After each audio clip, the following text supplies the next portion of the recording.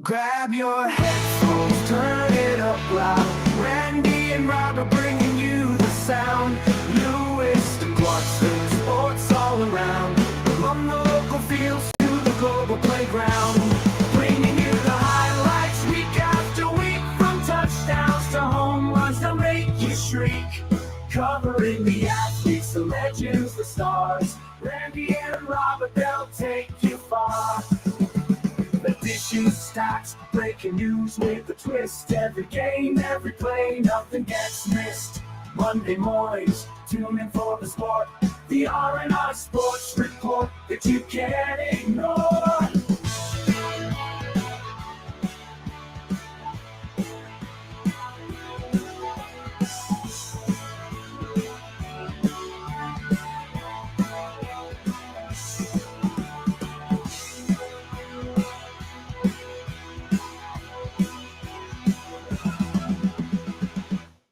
They're ready for the action. We're here to report. Randy and Robert together, talking sports of every sort. From Lewiston, Idaho, to fields around the globe. We got the news, we got the views, we're in the know. Local legends and global stars, we cover it all. Whether it's touchdowns on the field or baskets on the ball, the highs, the lows, the drama that ensues, we'll break it down for you. Share our fearless views. The R&R Sports Report, we're here to entertain, bringing you the inside scoop through sunshine only. From the local to the global, our voices will be heard. Tune in now, let's dive into the world of sports. Word.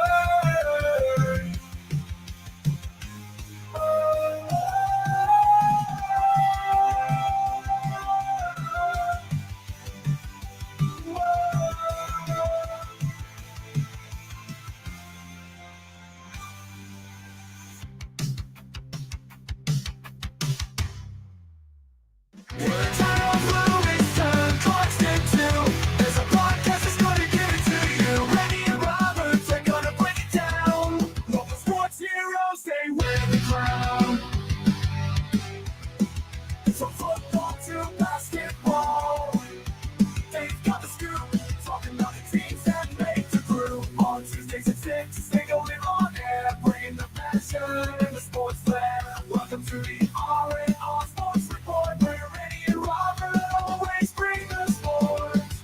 From Lewiston to Clarkston, they'll cover it all. Talking local heroes at the global ball.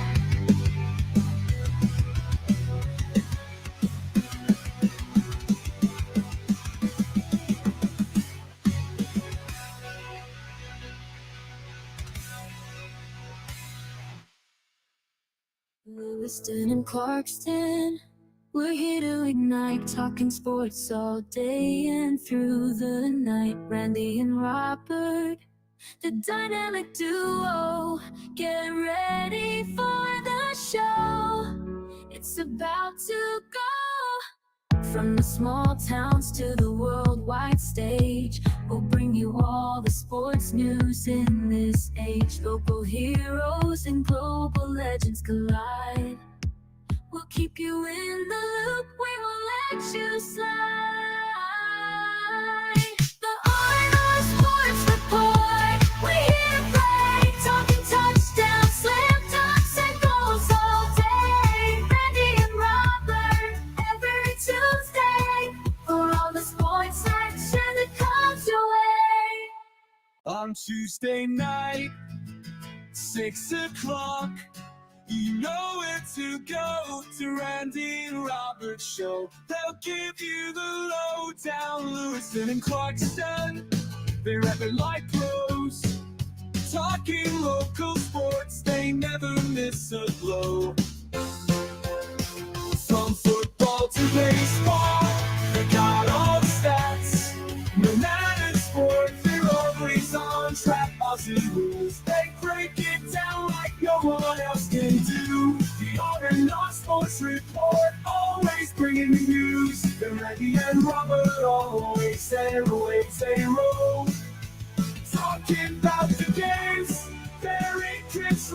tune in every Tuesday, 6 you won't be bored. The R&R Sports Report, the podcast you adore.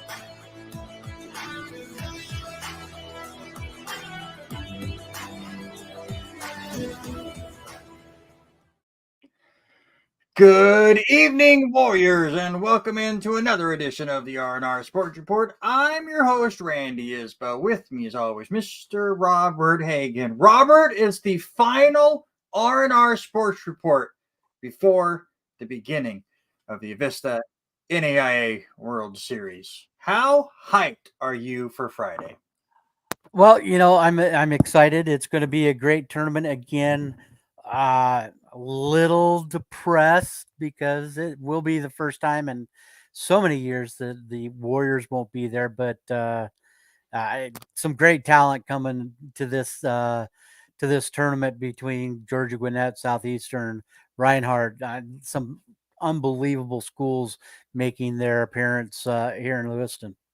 Yeah, absolutely. The opening round did not go the way of LC. We will talk about that. High school sports wrapping up. Baseball and softball have concluded in the state of Idaho. I know they're still wrapping up as far as the state of Washington. We're going to get into all of that. The NFL schedules have come out. We will go through some of that in the second hour and discuss what we think were the biggest takeaways from that schedule release.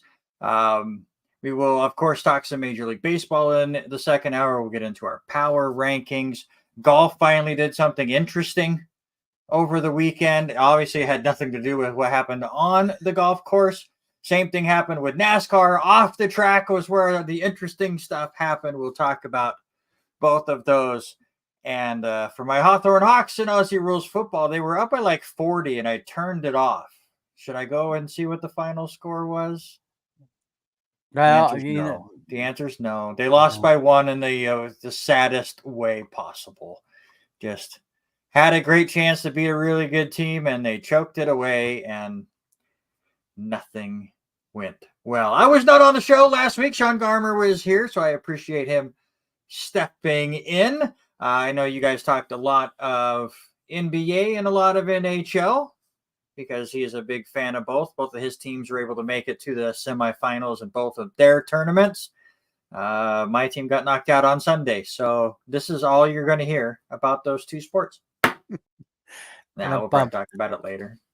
Bad brackets. I got to promote bad brackets. It's a very nerdy episode that came out on Monday. Our friend David Diefenberg messaged me after he watched it and said it was the nerdiest episode that we have had so far.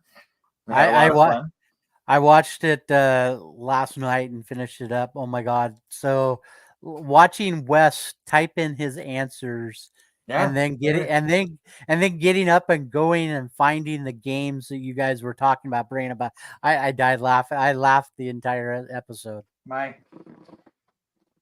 prop is still over here. I haven't put it back away yet. We had a lot of fun. Talked about Capcom games.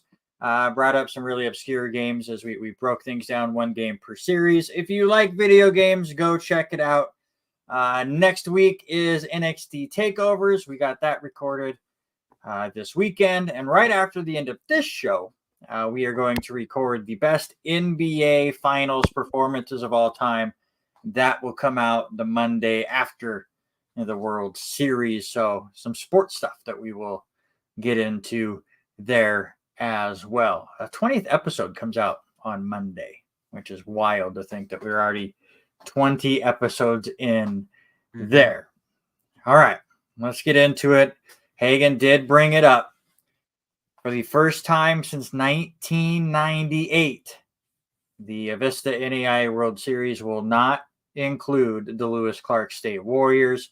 It is the first time ever that 10 other teams will be traveling to Lewiston to determine who will be the NAIA Baseball National Champion, because the Warriors were eliminated in not even the championship game in their bracket. They get beat up pretty good by Arizona Christian and their fantastic start from their pitcher. And then in the 11th meeting between British Columbia and Lewis Clark State, the Thunderbirds finally come away with a victory. And it was that win that knocked out LC before the World Series for the first time in over 25 years. Before we talk about the opening round, just your overall reaction when that happened on was it Wednesday they got knocked out? Wednesday, I think they got knocked out. And just looking forward with them not being here. Well, I mean, you hit on it big, but what was going to have to happen with the Warriors is they were going to have to win 3 straight. One with British Columbia, who we've had their number all year long. But I'm going to go back to the last time you and I were together on R&R Sports Report, and we talked to Darren Trainer, and Trainer told us, look out for this Arizona Christian team. He told us going in that these guys were going to be a strong team, and they came in and they proved it. And just to control, Warriors didn't come out very good in their first game, and so they were kind of behind the 8 ball. So not the way we have seen them perform this year. And talking with Danner, even a couple of weeks ago, the couple of games that LC lost were games that it just felt like they didn't show up, and that's kind of how it came off on Monday's game when they played. And so they were playing from behind. So on one hand, it's very sad to see that happen, but so many new teams are going to be making the trip, and Arizona Christian's got to be up there in one of those teams that I think their ranking leads a little bit to be desired, but you're going to be shocked with who I'm going to take to win it all. So it's going to be an interesting field. We will have those predictions later on. We're going to preview all 10 teams, kind of give you some information on all of them and get you ready for all of the action that starts on Friday at Harris Field. And yeah, you're 100% right. Like, we thought last year was the year that LC was not going to make the tournament. They were really struggling up and down all year. They were outside of the top 25 near the end of it. They were the 4th seed in their 4-team bracket in Lewiston, and were able to run the table because they just played different at Harris Field. How many times have we said that? Early on in the year when LC was struggling. Well, when they get back to Harris Field, they're going to play different. They brought in LSU Shreveport late in the year, and they got all 4 wins against the Pilots, who was a top 5 team at the time. And you really thought, all right, now LC is really taking that step forward. They finished the regular season well. They do not win the Cascade Conference tournament because Bushnell surprises everybody with how hot their offense was. But even then, you weren't super worried about LC. But as you said, even in their 1 win during the opening round, they did not look like that team that was taking that next step, getting into that next gear. Yes, they beat British Columbia for the 10th consecutive time, 8-1. But until the 8th inning, that was a 2-1 game. It was a really good pitcher's duel. Both teams were able to get in and out of jams left and right. And it was when LC was finally able to get to that bullpen, and they get to a pitcher who had only pitched 1 time in about 2 months as they were trying to get him worked back in. And the Warriors were able to jump on him, that LC was able to score 6 runs in that inning and pull away. It was that 1 inning. You take that 1 inning away for LC. They scored 5 runs in 3 games at home against those competitions. Now, to give full credit to Adrian Santa Cruz, who was phenomenal on the mound, had LC guessing that entire game, but Santa Cruz did not score 11 runs. The offense was fantastic for Arizona Christian. And then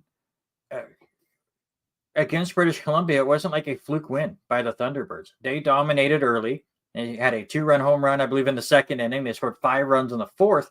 And the next thing you know, like LC looked like they were completely out of it. They had several times where they would get the bases loaded with a couple times with less than 2 outs, and they could only muster 1 run. It was very difficult for LC to really come away with points and get away with runs. And that's a big reason why LC will not be playing this week.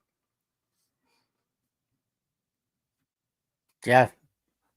Denny hits it there. I mean, 66 years, 9 teams have lost their first 4 games and made it. So yeah, it's crazy to see, but we've talked about it. The talent that has been coming in over the last few years has just keeps growing and growing and growing in NAIA.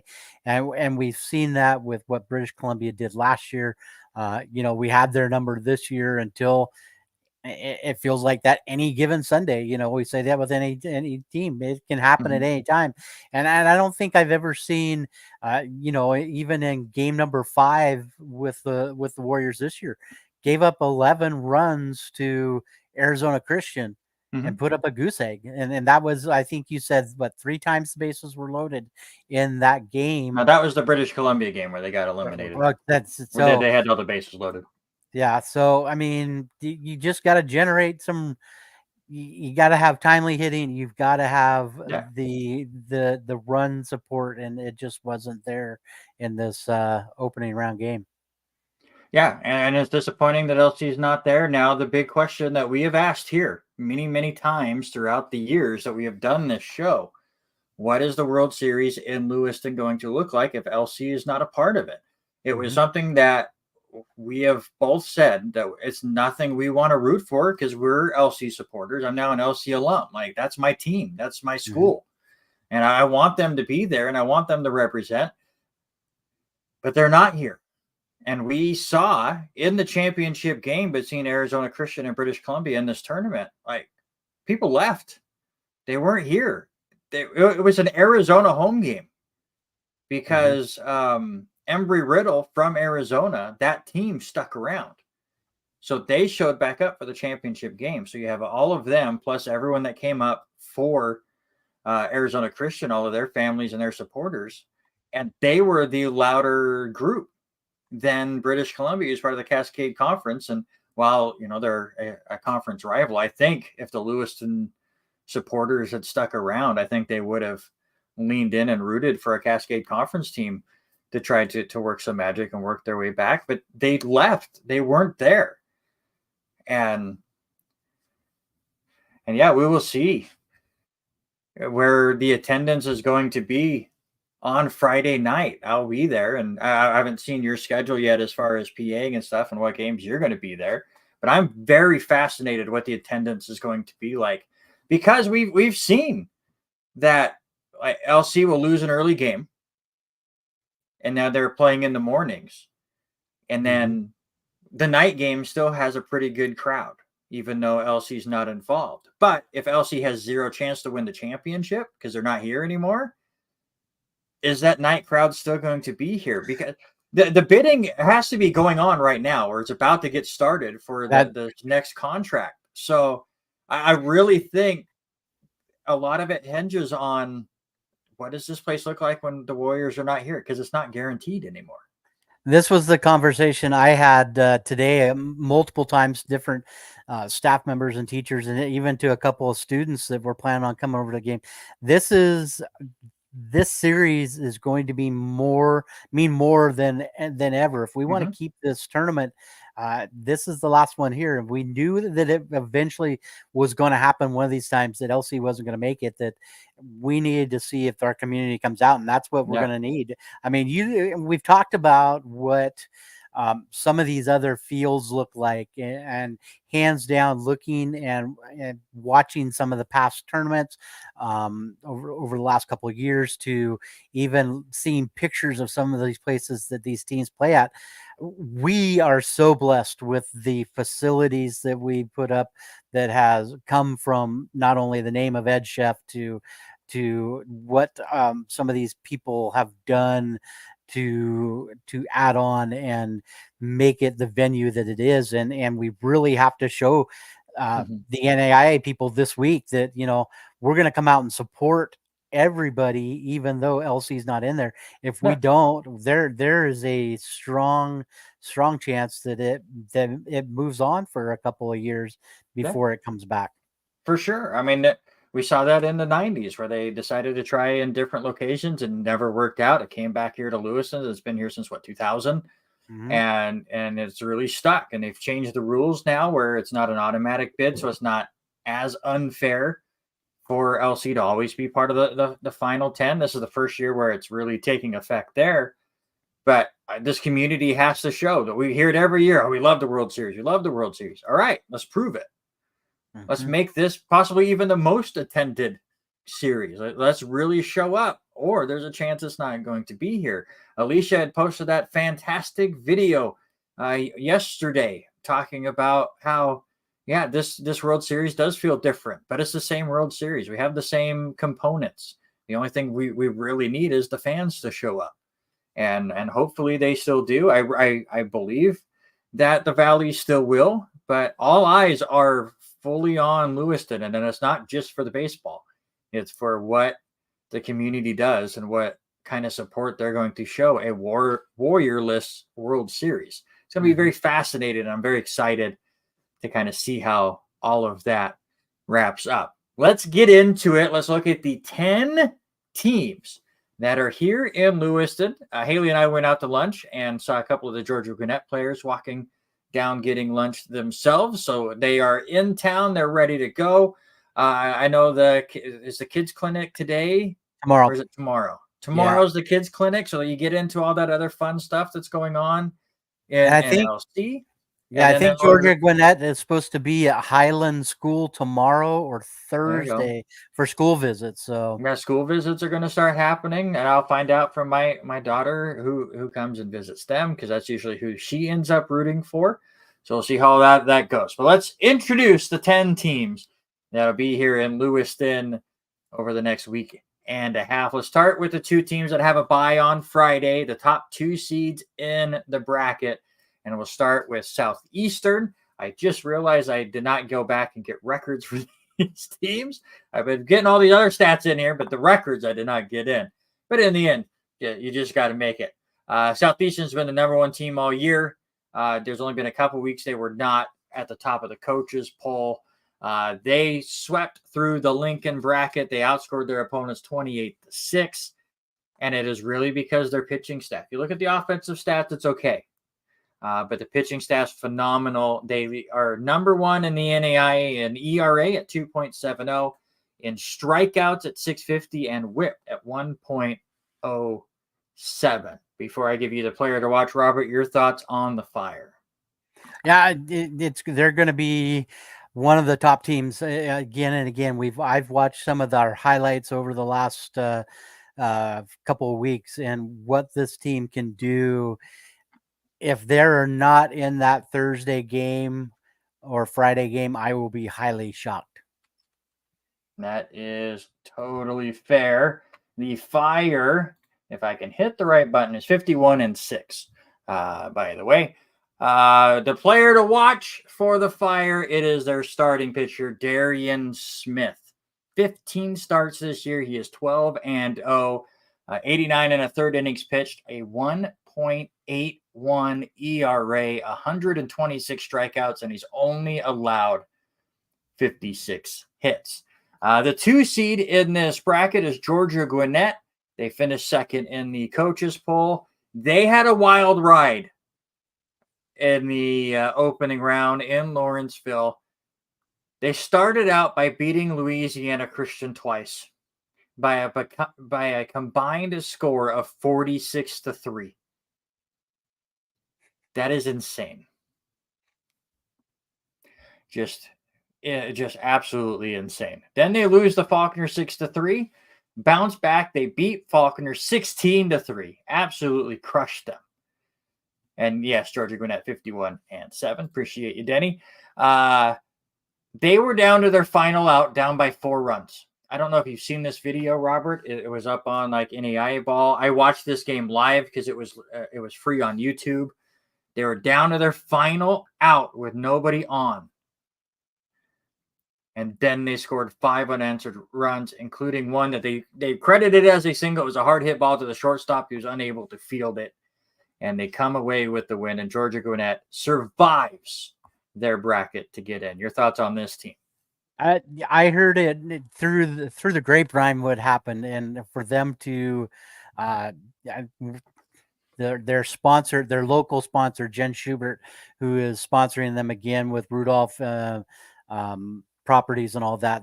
She had message about how they had played and how them having to come back to make things happen in the craziest ninth inning. It's what we love It about wasn't the baseball. craziest. It was It's not the craziest, but it was up there. It was. We'll talk about the craziest ninth inning here in a little bit. It's just what we love about baseball. Don't count anybody out unless they're, majorly ahead. But this game Even was then. even then anything is possible. And Georgia Gwinnett is another one of those teams that has been a fixture here in Lewiston for the last few years. And so when you're a gambling person, you might want to put all of your eggs in the basket with this team. They are a very dominant team. The numbers that they put up, batting as a team, 387, they are more than capable of turning any game around. I would be half surprised if we see 1-2 in the finals on Thursday or Friday. Well, this is their 6th straight visit to Lewiston because there was no 2020, but they're only 11-10 come to tournament. They get to this tournament for whatever reason, other than the one time that they're able to win it. They have kind of struggled here in the Valley. We'll see what they do. But if you look at them on paper, this is a team I'm super excited to watch because you go through the team rankings on the NAIA website and you just keep sorting through all the different offensive categories and you think your website is broken because Georgia Gwinnett continues to be at the very top spot. And you're thinking it's just not refreshing right. They're the top in all of NAIA in batting average at 387, in on-base percentage at 509, in runs scored at 779. That's 134 more than second place on that list, who is also in Lewiston. We'll talk about them here in a minute. 677 runs batted in, 717 hits, 385 walks, 38 triples, and 309 stolen bases. This offense is insane, and they showed it multiple times where they scored 15 or more runs in that opening round. Their pitching is not horrible either. Second in the NAIA with 11.62 strikes per 9, third in WHIP with 1.26, and fourth in ERA at 3.50. So it's not just a team that's going to outslug you. They got some good pitchers too. I think you hit on the biggest part of this one, and I'm looking to watch this game. Is they're going to be playing at the 6:35 game on Saturday. Is how do they put the game in motion with that many stolen bases? You look for them to be playing small ball, run, and get guys into scoring position. And I think for being a guy, and we all like watching the long ball, but for me, I like seeing the stolen bases, moving people over. I'm excited to watch this team run, especially after you were saying, and I last week, Sean and I kind of hit on it real brief, but Georgia Gwinnett is all about the stolen bases. Yeah, for sure. I actually get to watch that game as a fan, I believe. I get the second and third games on Saturday, but I will be definitely sticking around and watching what Georgia Gwinnett can do. All right, those are your top 2 seats. Oh, by the way, the player to watch for the Grizzlies, there's a lot of them. But Blaze O'Saban has had an insane year. 454 batting average, 112 runs scored in 58 games, 82 runs batted in, 14 home runs, 12 triples, 16 doubles. Oh yeah, and he stole 50 bases. Watch for O'Saban, and there's that offense. There's so you could just list off their 9 for sure. Yeah, All right, yeah, I'm like you. I'm sticking around. I have the first 2 games on Saturday, but I am definitely sticking around for game number 8. let's get into the games on Friday, and we'll preview each team as we go. Your first game of the day, 8:35 a.m., are the two newcomers to the NAIA World Series. It was the first matchup that Denny told me about. He said, hey, they sent the newbies and face each other. And right off the bat, Kansas Wesleyan is your 8 seed. They will take on Arizona Christian, your 9 seed. We're not going to predict every game.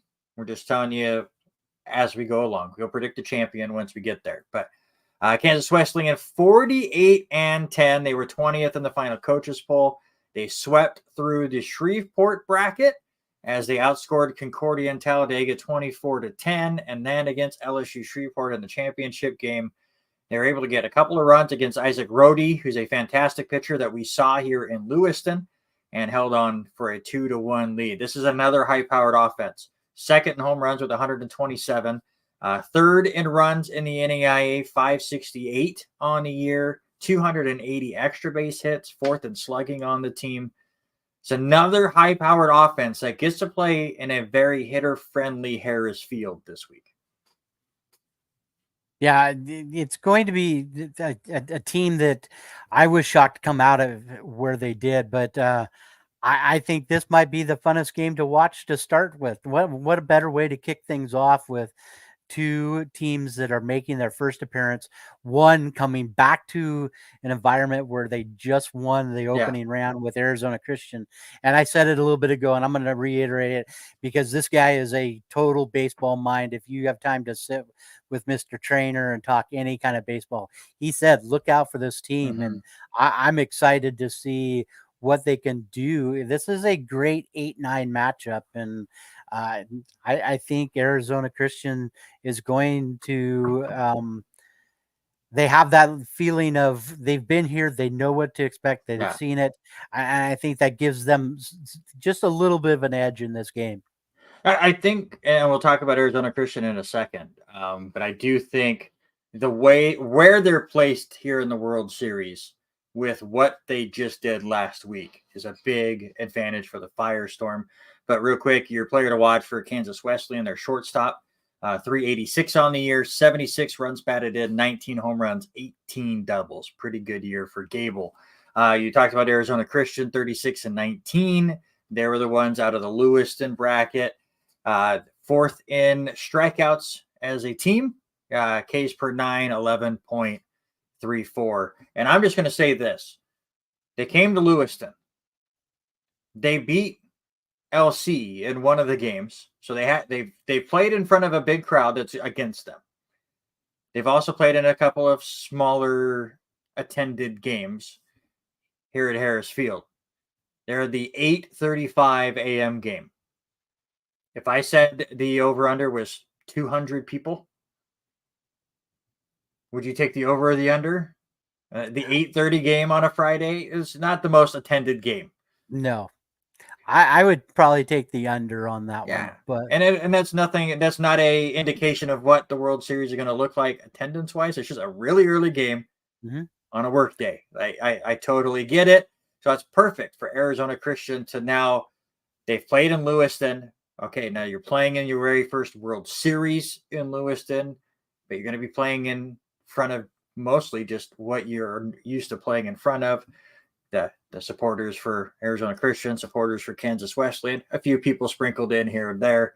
I think it's a good way to ease them in. And yeah, Denny with the way under on the 200. And again, it's not going to be an indication of what Friday night will look like, but even when LC's in the tournament, the first game, you're not going to get a ton of people.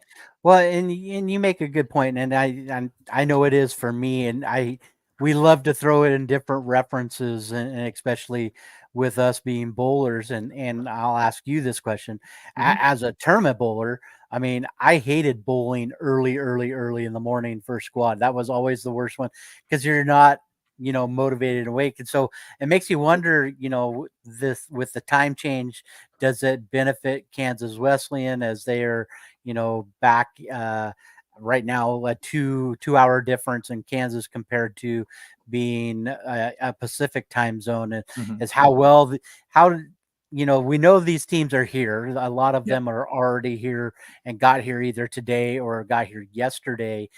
How much does Arizona Christian start adapting to their schedule where they're up going? Have they taken morning practice this morning? Do Oh, you I'm see them sure. I mean, taking morning practice tomorrow morning? yeah, brackets got posted a couple days ago. I'm sure they have been prepping for it, and they will be just fine. Your player to watch for Arizona Christian. You saw him if you went to any of the opening round games where the Firestorm played. Outfielder Marcus Titialii is absolutely phenomenal. 384 hitter, 83 runs batted in, 24 home runs. He hit one at Harris Field, 18 doubles on the year.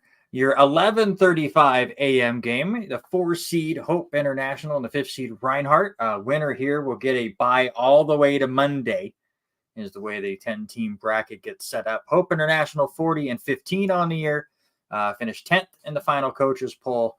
They went 3-1 in the Fayetteville bracket. Were able to beat Tabor in the if necessary game 9-3. Another pretty good pitching staff. They strike out a lot of batters, over 11 per 9.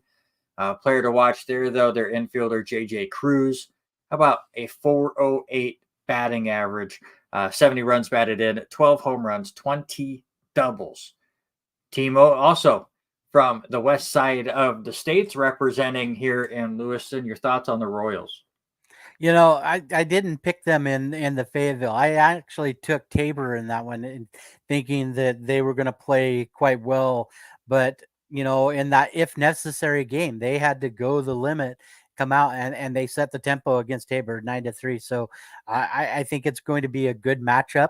So Hope International, are they strong enough to make it? I think what benefits them the most is if they win this game, is having the Saturday off to roll straight Right. into they're on Monday morning or Monday afternoon, 3:05.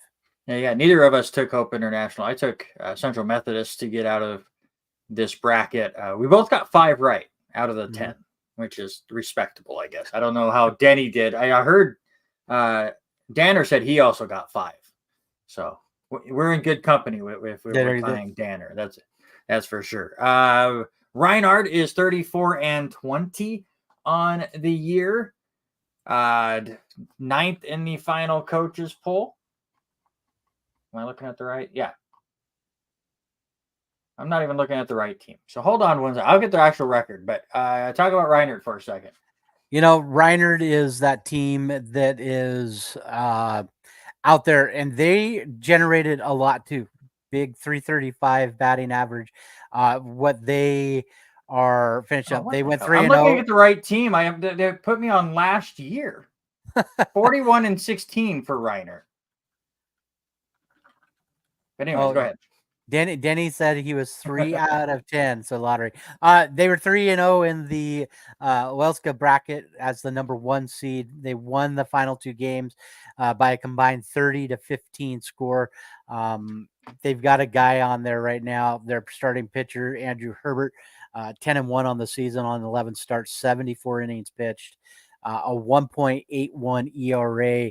But, the other part of what you're seeing out of this ball club, 301 walks. They're patient at the plate. They make things happen as a batter with this team, and slugging almost 600. I think this is a team that could easily be a Thursday team. And again, if they win it, what benefits more than to having 2 days extra off? Yeah, for sure. Your 3:05 p.m. matchup, your 3 seed, the Cumberlands out of Kentucky, the Patriots coming back here to Lewiston. They are 0-2, I believe, is what I saw earlier today in the NAIA World Series. Went 15-6 on the year, 3rd in the final coaches poll. They swept through the Williamsburg bracket as the number 1 seed, where they scored 52 runs in their 3 games. How about this for an offense? We talk about Georgia Gwinnett. This team, I think, is right up there with them. First in slugging with a 670, 141 home runs, which is first in the NAIA, as is 291 extra base hits. They bash the baseball. Second behind Georgia Gwinnett in batting average at 366 and on base percentage at 472. They're the team that's 130 some runs behind them, but at 645 and 612 runs batted in. They're third in pitching, K per nine at 11.59. Top 6 team in ERA with 3.98. This team is another one that I'm very excited to see get out there because they can do it both offensively and defensively. Yeah, and it's going to be an interesting matchup. And we've talked about Cumberland's a couple times throughout the year. I think this could be a dominant performance by this team to make a statement. They've been here a couple times. Yes, they have not fared well out of the World Series, but how can you argue with a team that puts up the numbers on paper? And and we say it's on paper, but Yeah. until they're out on that field and we see them take place and what happens and how they transpire into the new surroundings and setting, we can't wait to do it. But this easily could be even a bigger favorite over Southeastern. Yeah, they're a very interesting team. And I mean, I'm gonna just echo what you said. On paper is the only thing we got because until they get on the field and we see how they face adversity and how they can get momentum rolling quickly, you never know. I mean, again, LC is not here because they lost to a team they beat 10 straight times. Even if they are playing multiple times, you never know what's going to happen on the field that given day. That's why we love this sport so much. Player to watch for the Patriots, catcher Charlie Munoz, 392 batting average and tops in the NAIA and runs batted in at 96 and home runs at 34. That is an all-star level in Major League Baseball. He did this in 57 games, not 162. Yeah, it's just nuts, and then we'll get to it in a few minutes. But even the few players that you've already mentioned throughout all of them could easily be the MVP at any given day. So that's what's so exciting about NAIA is the talent level has gotten so much better, and that's why it's our That's why it's our favorite time of the year to go watch games. For sure. They will take on Tennessee Wesleyan, who in 40-16, they were 13th in the final coaches poll. They swept through the Kingsport bracket as the 2 seed, only gave up 2 total runs in the first 2 games, battled with Columbia where they were down 8-4 in the 8th, got 3 runs in the 8th inning, and then got a single to tie it in the 9th and scored on an error to advance here to Lewiston. 109 home runs as a team. That's 5th best in the NAIA and 6th best in pitching whip at 1.31. So another team that can do it offensively and defensively. My player to watch for this team is Blake Payton, and he is a versatile pitcher. 16 appearances. He's made 6 starts, and he has 1 save. So he can come in to start the game. He can come in to really shut things down. 75 and a third innings pitched in those 16 appearances, so he can go long ways. 2.03 ERA, 0.98 whip, and again, 75 innings pitched, 126 strikeouts. He is going to be a lot of fun to watch on the mound. I think the biggest thing for this game and seeing this, they have to throw him out there game 1. Especially going against Cumberland. I think if they don't throw him out there, it's going to be a run out on this game. And I think NAIA was trying to prove something with this. Can this team from the pitching side end up making it in there against a powerhouse of a Cumberland's? And so I think Peyton gets the start in this game 3. I don't know. There's ways that you could throw somebody else out there and see where that game is going. Obviously, you don't want to play to lose by any Right. means. But also, I mean, you are right in that, once again, the fact that, whoever wins that game gets Saturday and Sunday off. And just like that, by the time you get to your second or third game you played in the tournament, you're back to throwing your number ones. And especially for him, where you could get him to go 5 or 6 innings, and then hopefully he can bounce back a bit faster. It's an interesting prospect to see exactly what Tennessee Wesleyan is going to do. That'll actually be the first game that I get to call on Friday. I get the final 2 games on our first day there. Your nightcap, the 7 versus the 10 seed. Usually this gets to be whatever LC game is. It's not the case here. William Carey is 37-14. I'm going to do my best this entire week to say William Carey and not William and Carey. It slipped a couple times last year, and it drove me absolutely nuts. 14th in the final coaches poll. They swept through Hattiesburg as a 2 seed. They played 2 games against Milligan to close things out, and they beat them 35-9 combined. Just ran through it. The reliever is the one I'm going to point out, John Snyder. 23 appearances. He did go 0-1, but don't let that fool you. He had 13 saves. 29 and a third innings pitched, 1.23 ERA. He gave up 4 runs the entire year, 43 strikeouts, and just a .92 whip. Talk about how tough it is to get that third out of an inning, or in many cases, the 27th out of a game. And John Snyder has done a fantastic job of getting those clutch outs late in a game. And it could be really big for William Carey. Yeah, especially, William Carey played, opened things up in the opening round against Oklahoma Wesleyan, who was a team that I think both of us kind of thought would move on a little bit farther out of that Hattiesburg bracket. But I don't know. The 7-10 kind of makes me a little nervous about being that late night game in this one. And then their opponent, the 10th seed, Indiana Southeast, the story of the opening round. 36-18. They only received votes in the final coaches poll, and they only got like 7. Like, they barely were receiving votes. They were the force. Don't call them Mariah Carey. Great. Now you put that in my head for a Friday. Thank you so much, Jenny. They were my upset pick. I got this one right in the Upland bracket. I told you 2 weeks ago that there were no rhyme or reason about it. I just, looking at a couple of stats, it popped out, and I wanted to go that way. In their very first game in the Upland bracket, they were trailing Indiana Tech 11-2 in the bottom of the 9th inning with 2 outs.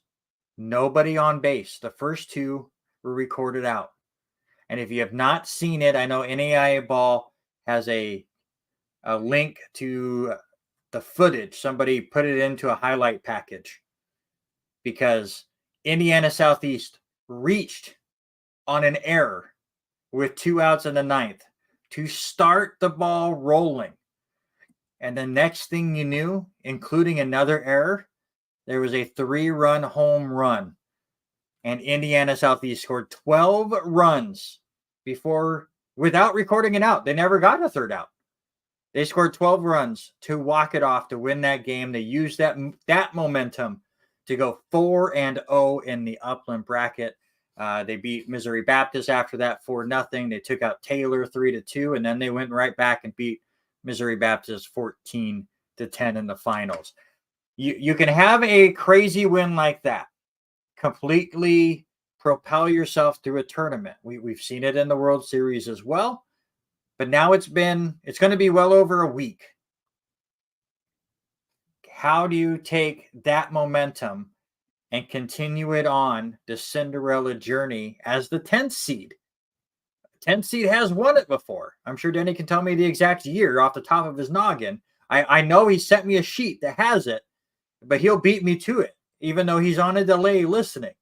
That's just how good Denny Grubb is. But a 10 seed has won this before. But how do you take that momentum and ride it against these great teams that are here in Lewiston?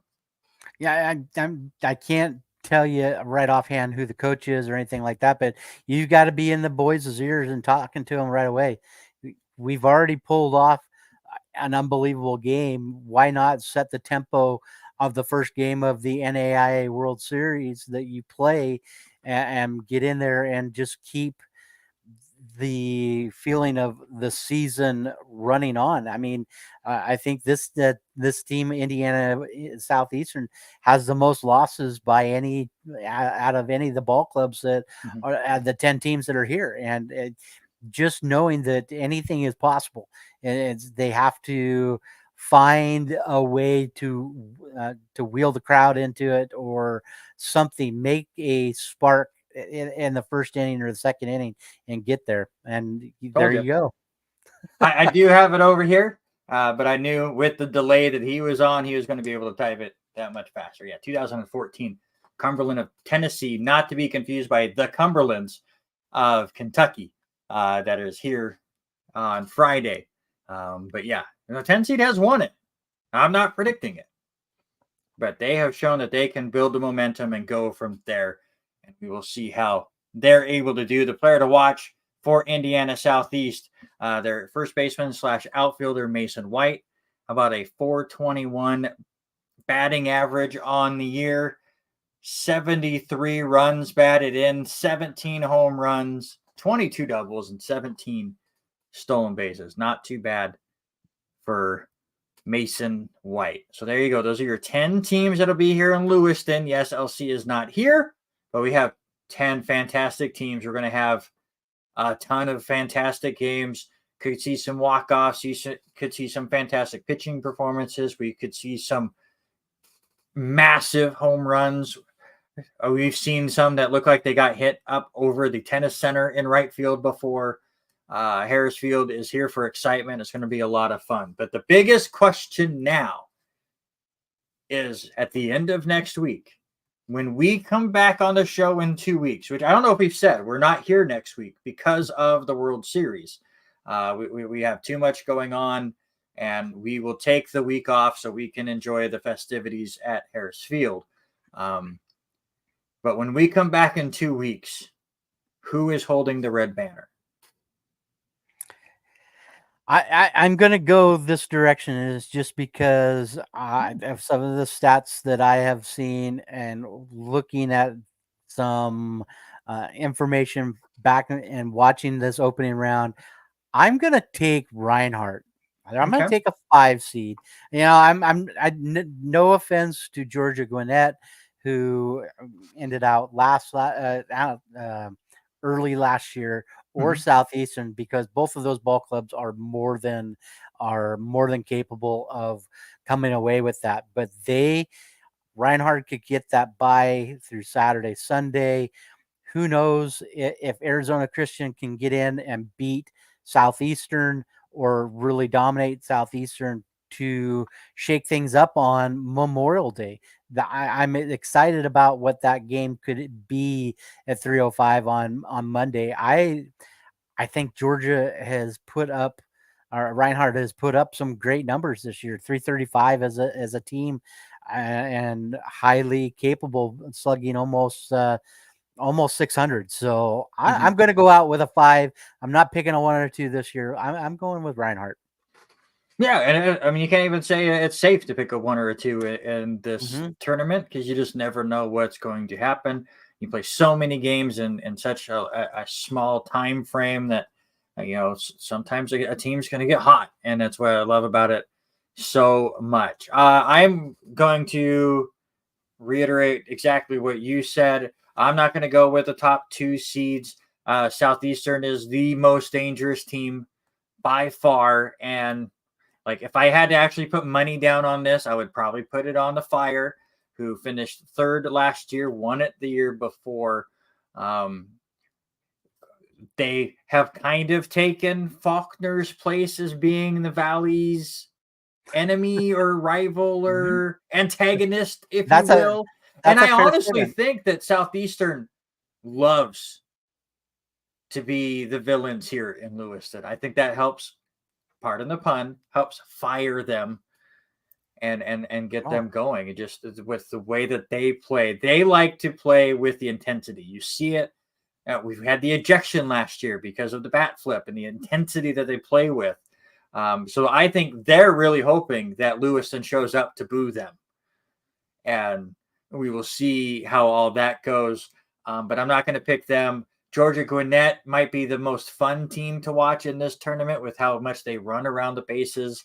But they've struggled here when they get to Lewiston. So I'm not going to go there as well. But I am going to go with the 3 seed. I'm going to take the Cumberlands of Kentucky.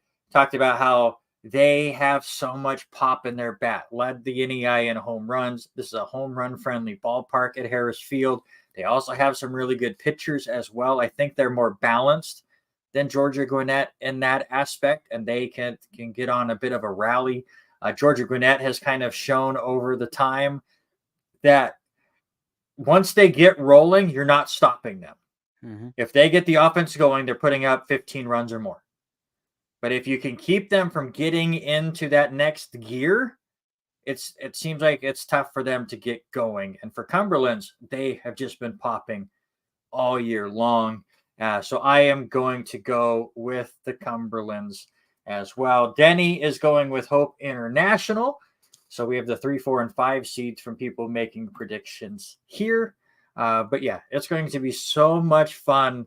Again, games start at 8:35 on Friday. You get 4 games on Friday, 4 games on Saturday, 4 more games on Monday. And then we start really eliminating teams. And we narrow it down to either Thursday or Friday for the championship. And then we will go from there. I'm not going to jinx anything, but weather looks decent. So hopefully it's not going to be any kind of an issue going forward. It does look like it's hot in the middle of next week, but it looks like we're going to be okay. Well, Denise and I brought this up. We were talking about schedule. I don't remember if it was last night or if it was Sunday night, of how, both of our schedules get so crazy with this tournament and all that. And I brought up the weather, and I looked at the weather. Only one day is supposed to be over 80 degrees, and that is Tuesday or Wednesday next week. Yeah, everything else mid 70s. I like that. It's not like you and I baking up against the wall. Yeah. What was that? 4 years ago when we were there? Absolutely brutal. According to my iPhone weather, we're supposed to have a little bit of rain. It's been sprinkling outside. I don't know what it's doing now. I'm down in the basement doing the show.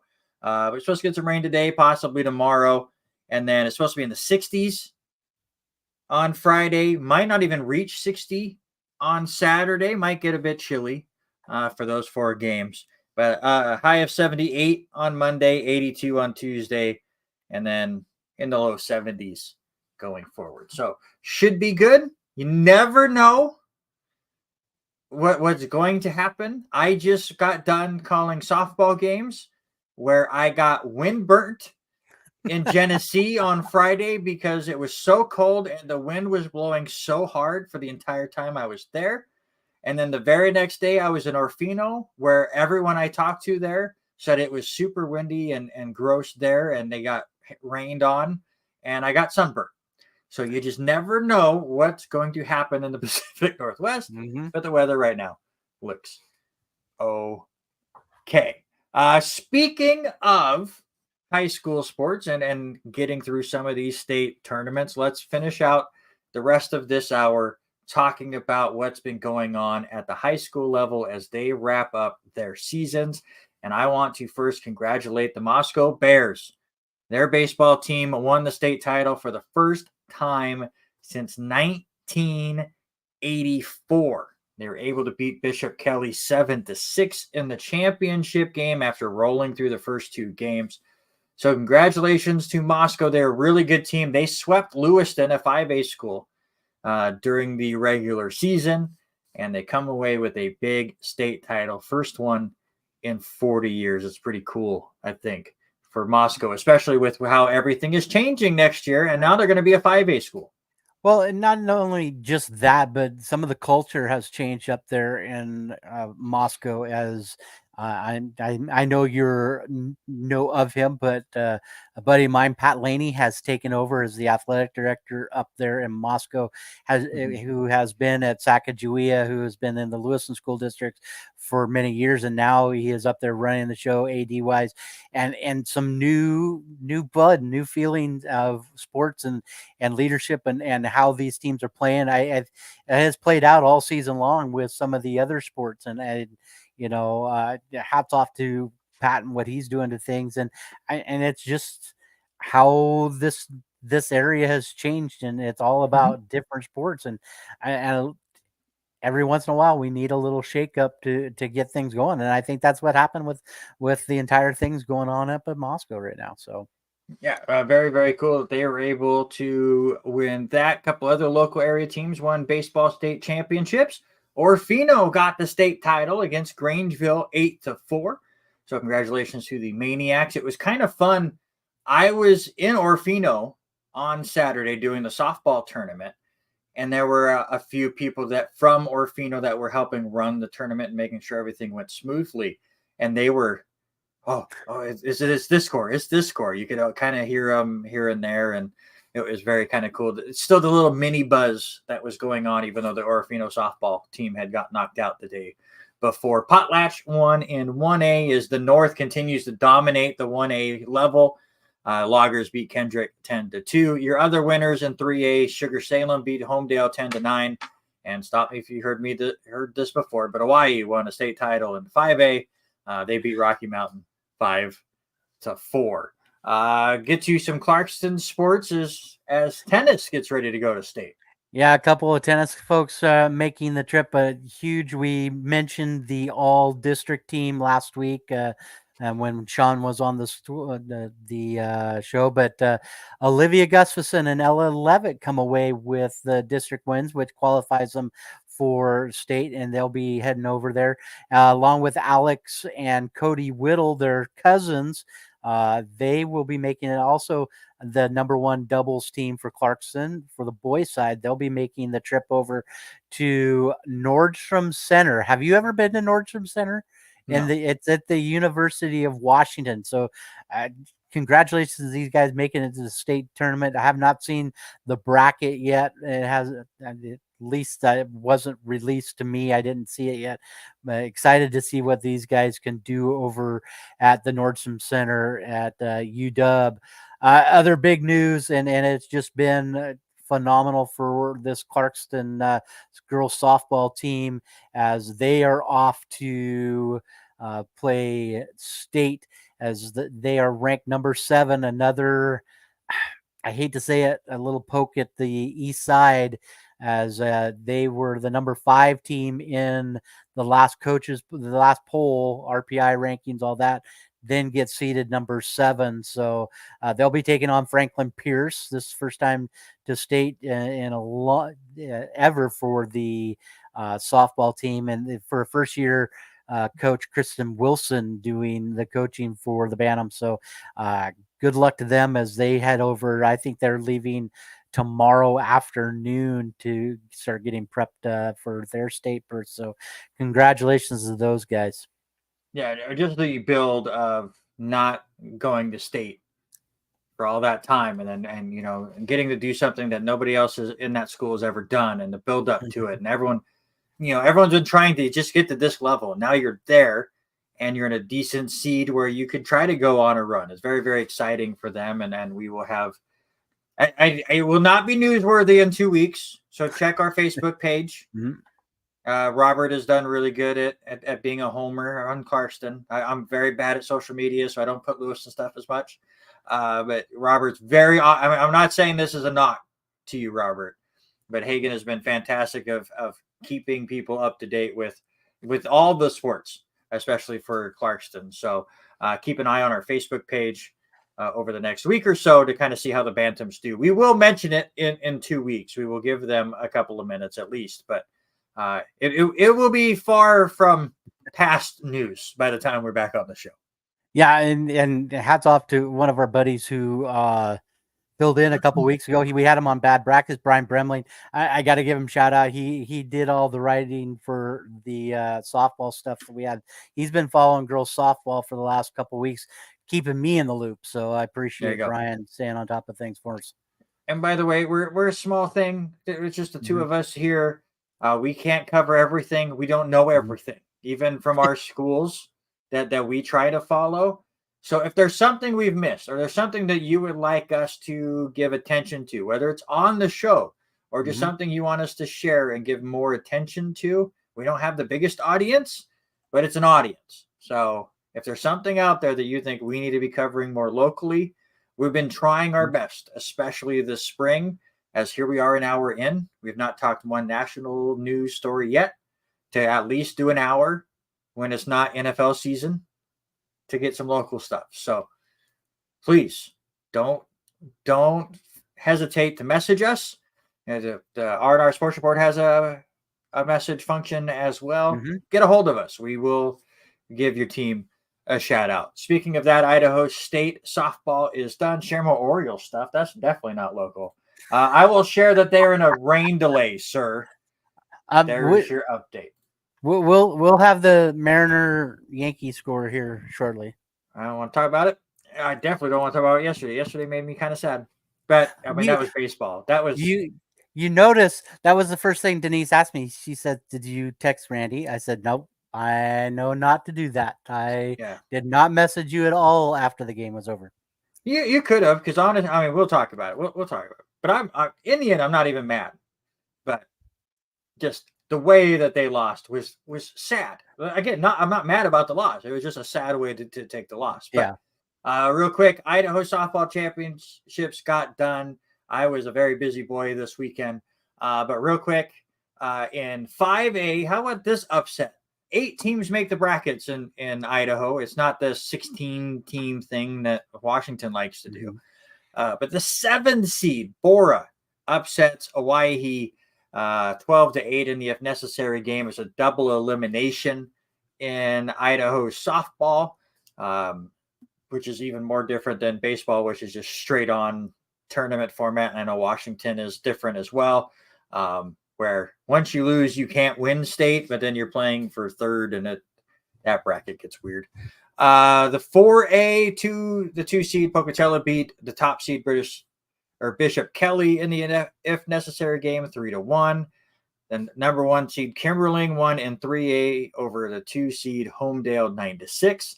I on Friday was in Genesee to watch a really cool atmospheric game in the worst weather that you could still play in. The amount of wind that was going through the softball fields at Genesee was so brutal. The guy that was running the tournament called me the Bill Belichick of play-by-play because I had all my notes covering my face just to make sure the wind was not blowing through the microphone. I sent a video to Haley of the wind, and I'll try to send it. If I remember after this, Hagen, I'll send it to you. It was like, it's not an understatement when I say it was miserable up there. I was up there to watch the 3rd place game and then the championship and the if necessary game. Of course, we needed the if necessary game because why not deal with that weather even longer? But Kendrick beat Clearwater Valley in a walk-off inside the park home run in the bottom of the 7th inning in a play that I will not say her name. I have it in my notebook over here. I'm not even going to bring it up because I felt so bad for her.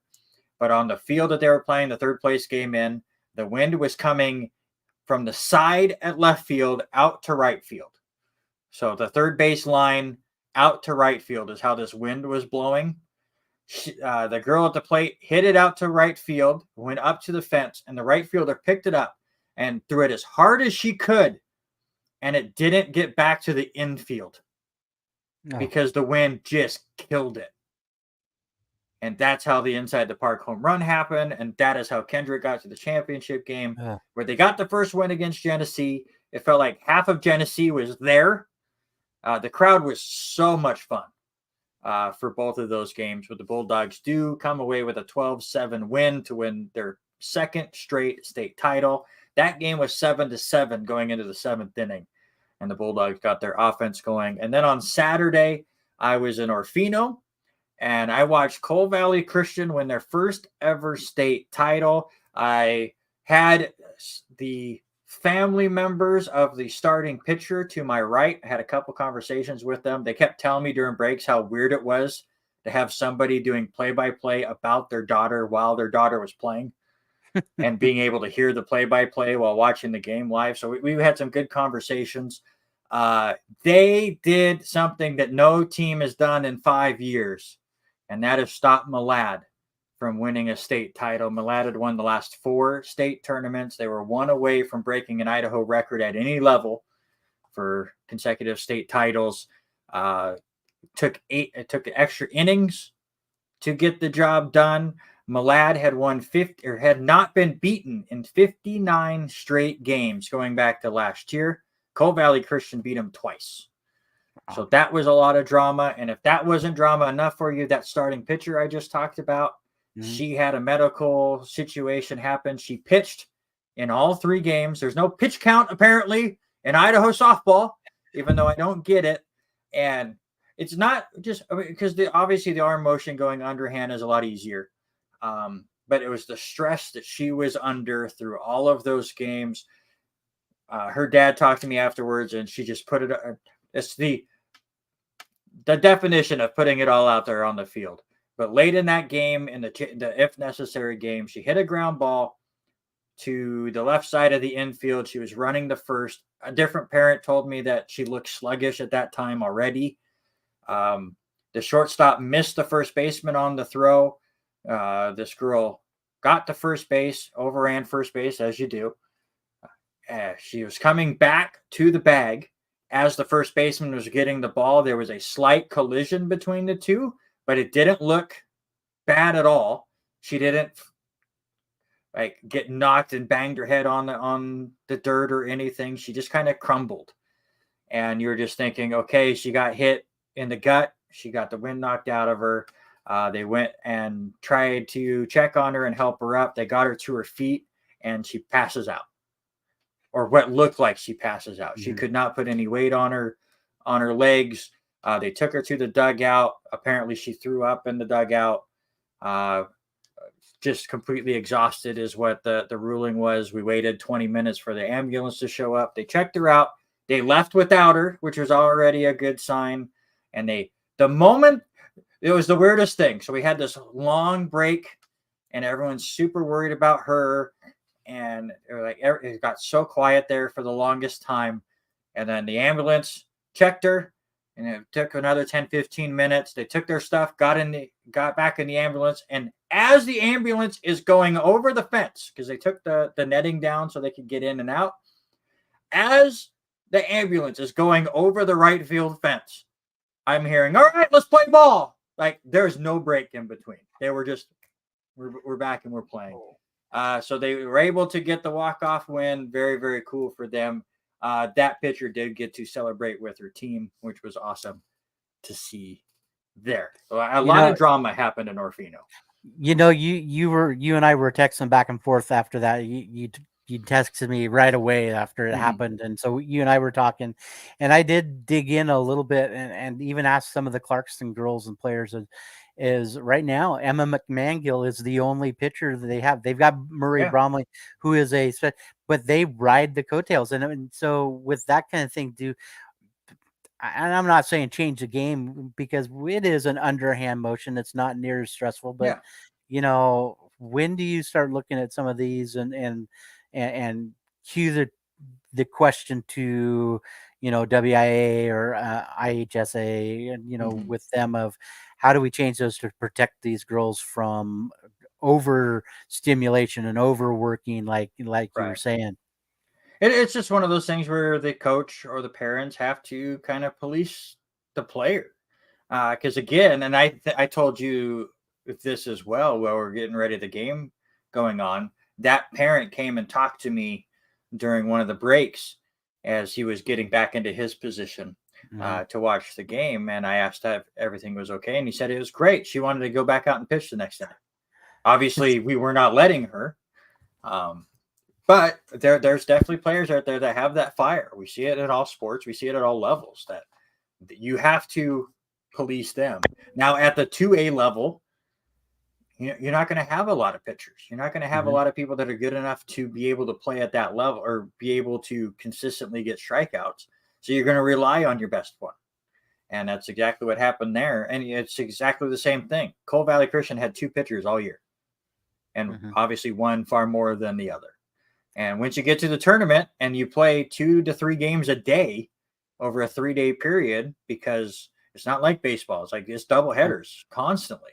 That's a lot of baseball and a lot of stress on somebody, and it finally got to her. And like I said, seems like she was okay, was able to celebrate with her team, and it ended up being a good story. So I have to ask you, were you keeping track of pitch counts with her during the games earlier? Absolutely not. So I should have, but I did not. So when you and I were texting back and forth and we were talking about this, that was the first thing that popped in my head was, okay, if she was on a pitch count, because we saw this a week earlier with Post Falls having, or 2 weeks earlier with Post Falls having to forfeit the game to Lewiston because the guy had overpitched his amount for that. So baseball and softball different. That's the thing. I mean, when do they? I mean, if and ever that happens. So she had a lot. She had a lot of pitches. Again, that was her 3rd game, and there were some interesting innings in there. But no, I always got so sunburnt that I kept hiding my hands behind my back instead of writing in my notebook because I was holding paper, so my hands got so burnt up there. It wasn't even warm. Like I was never sweating. It's just the sun beat down on you the whole time, and I didn't think about it because again, it was such ugly weather the day before. But well, you said the wind. Was it worse than the few times that we had the tent over the top of us? 100%. Like they had a pop-up tent fly off, and it was tied down.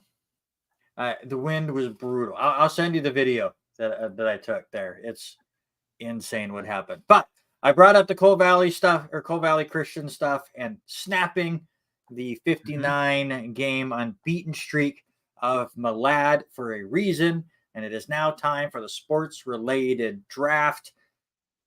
Sean won last week. I forgot. I didn't look at the poll after the first few people got in, but Sean, I believe that's his first time winning the sports related draft. We had to do it in a poll form, and we might just do that again. We used to do that, and it's been a bit. You went lazy on it though. You used to do a really cool graphic. Well, and I didn't see it. I was going just to get a vote, and when I went to go and make a post about it, there was polls back again. Facebook keeps changing it. They put polls in, they allow you to do polls, and then they allow you to take polls out. So if they allow me to do it again, we'll see if I can sneak it in there and put one in. We'll have some fun with polls. Polls are always fun to have. We do that for our bowling league all the time, and people get into it. But your sports related draft this week. I think we've done best winning streaks, your best streaks in sports before. But I want to look at the opposite side. So your sports related draft, which I already won because Robert can't read these rules at all, is the best streak enders, which, and I've already put on here to try to make sure I clarified it, is the performances that beat a team or person on the longest winning streak. With that said, Robert has the first pick. I listen. The way I had interpreted it is the team that ended things out, and so I'm gonna go with a streak that went forever, and that was Joe DiMaggio with 56, and so with Cleveland knocking off New York back in 1941, Al Smith and Jim Bagby held DiMaggio went 0 for 3 with a walk to snap his 56 game win streak. He did though. Hit streak. Stop saying win streak. It wasn't a win streak. It was a hit streak. Still a streak. But because, it's not a win streak. But see, when I read the title, it said best streak enders. And so that's where I didn't see win streak. You didn't read the rest of it. I, well, you know, I didn't add it selectively. after. I made sure when I typed it all out, I put that in there to make sure we weren't just doing the Joe DiMaggio stuff and try to make it a little different. And then you still with Joe DiMaggio, and it made me laugh. So there you go. Joe DiMaggio or the Cleveland snapping his hit streak. You did have the cool stat in there though that I'll bring up. He had 16 more games in a row after that where he had a streak. So it could have been a ton. The second longest hitting streak of his professional career. It's not a win streak though. Not a win streak. Eric, how you doing, sir? Eric's going to be on the basketball bad brackets here in a little bit. So the other part of that though is he still had an on base streak of 74 games. Yeah, still not a win streak. Makes it a little difficult. I went with it was an unintended theme, but I ended up with a theme with my 3 picks. I went with the ridiculous 111 game winning streak from UConn in women's basketball and Mississippi State in the Final Four, finally beating the Huskies as Morgan Williams did a buzzer beater at the end. Yes, themes will be a thing in the basketball one. I will already tell you that right now. But is it Yuriyama? How do you say his last name without it looking up? The head coach for UConn.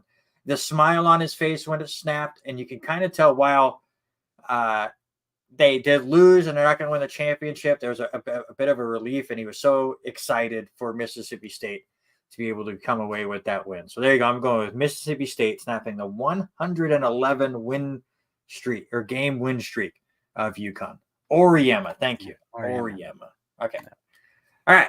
Your second pick. I'm going to another streak, and yes, it's a John Wooden one, and you'll find that the 2 teams that I'm going to talk about here that snapped them. Maybe I'm a undercover Irish fan. I mean, maybe you're understanding themes as well. Oh, there you go. Danny's on it. There you go. Danny has picked it as Notre Dame snapped the UCLA's men's 88 game win streak.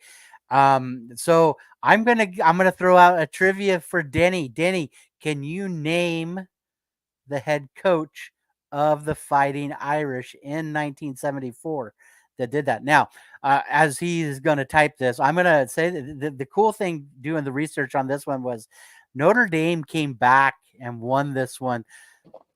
Well, look at this. Both of them, both Eric and Danny, both oddly enough. Gotta get highlighters. I was going to give clues. Digger was always known for the highlighter to match his tie when he was doing that.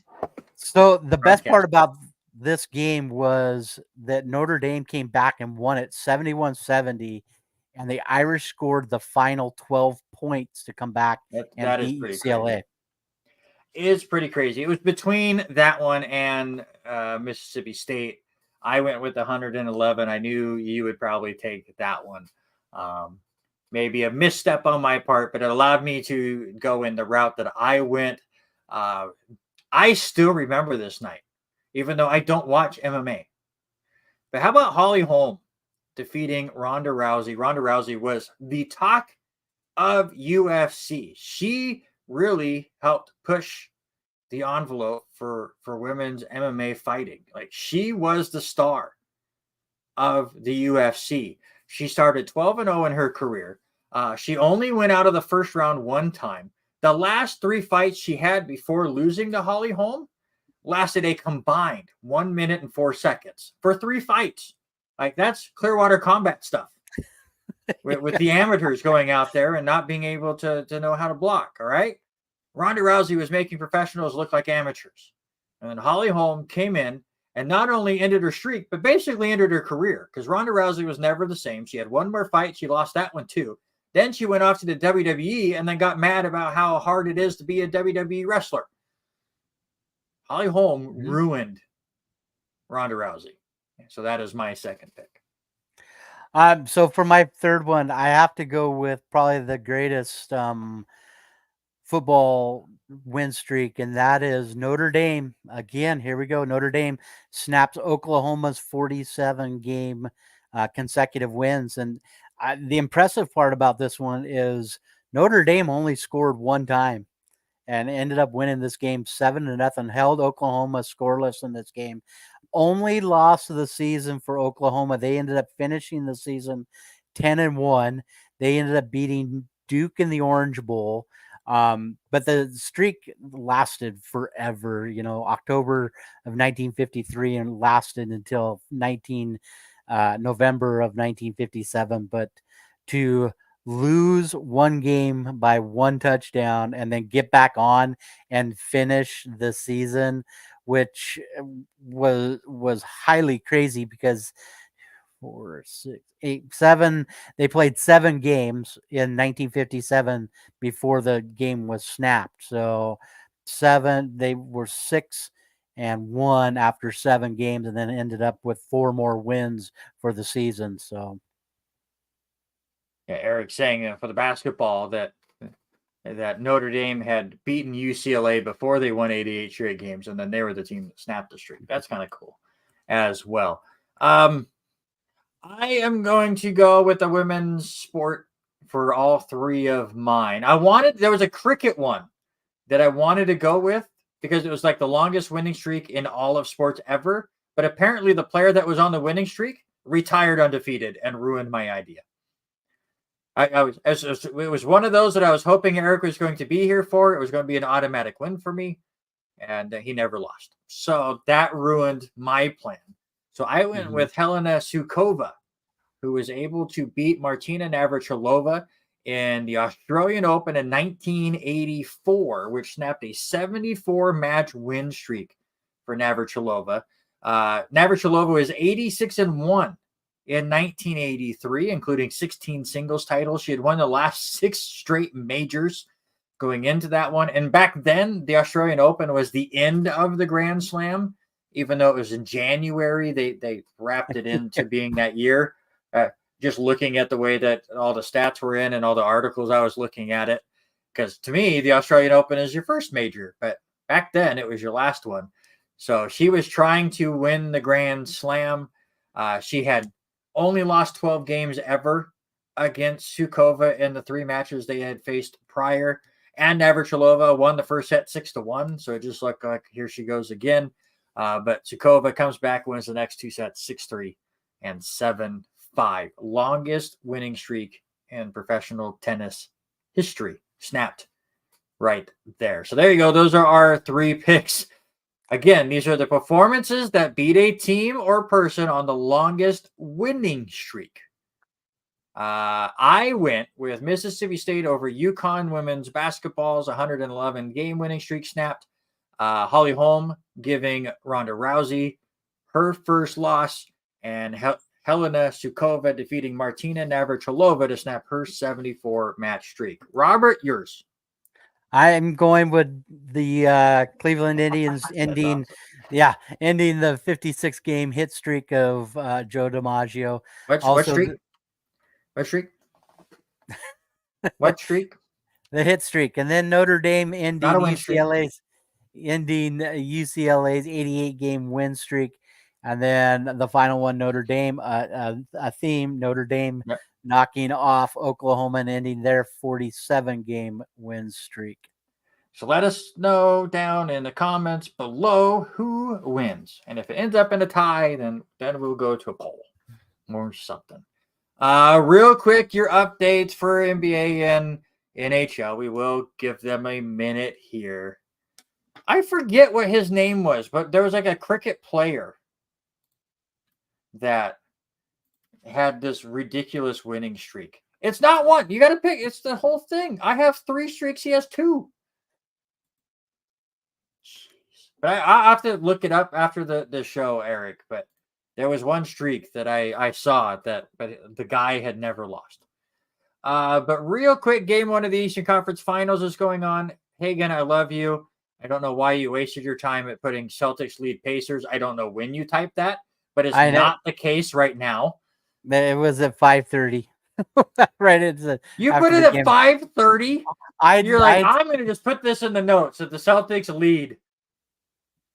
There we go. So we are tied.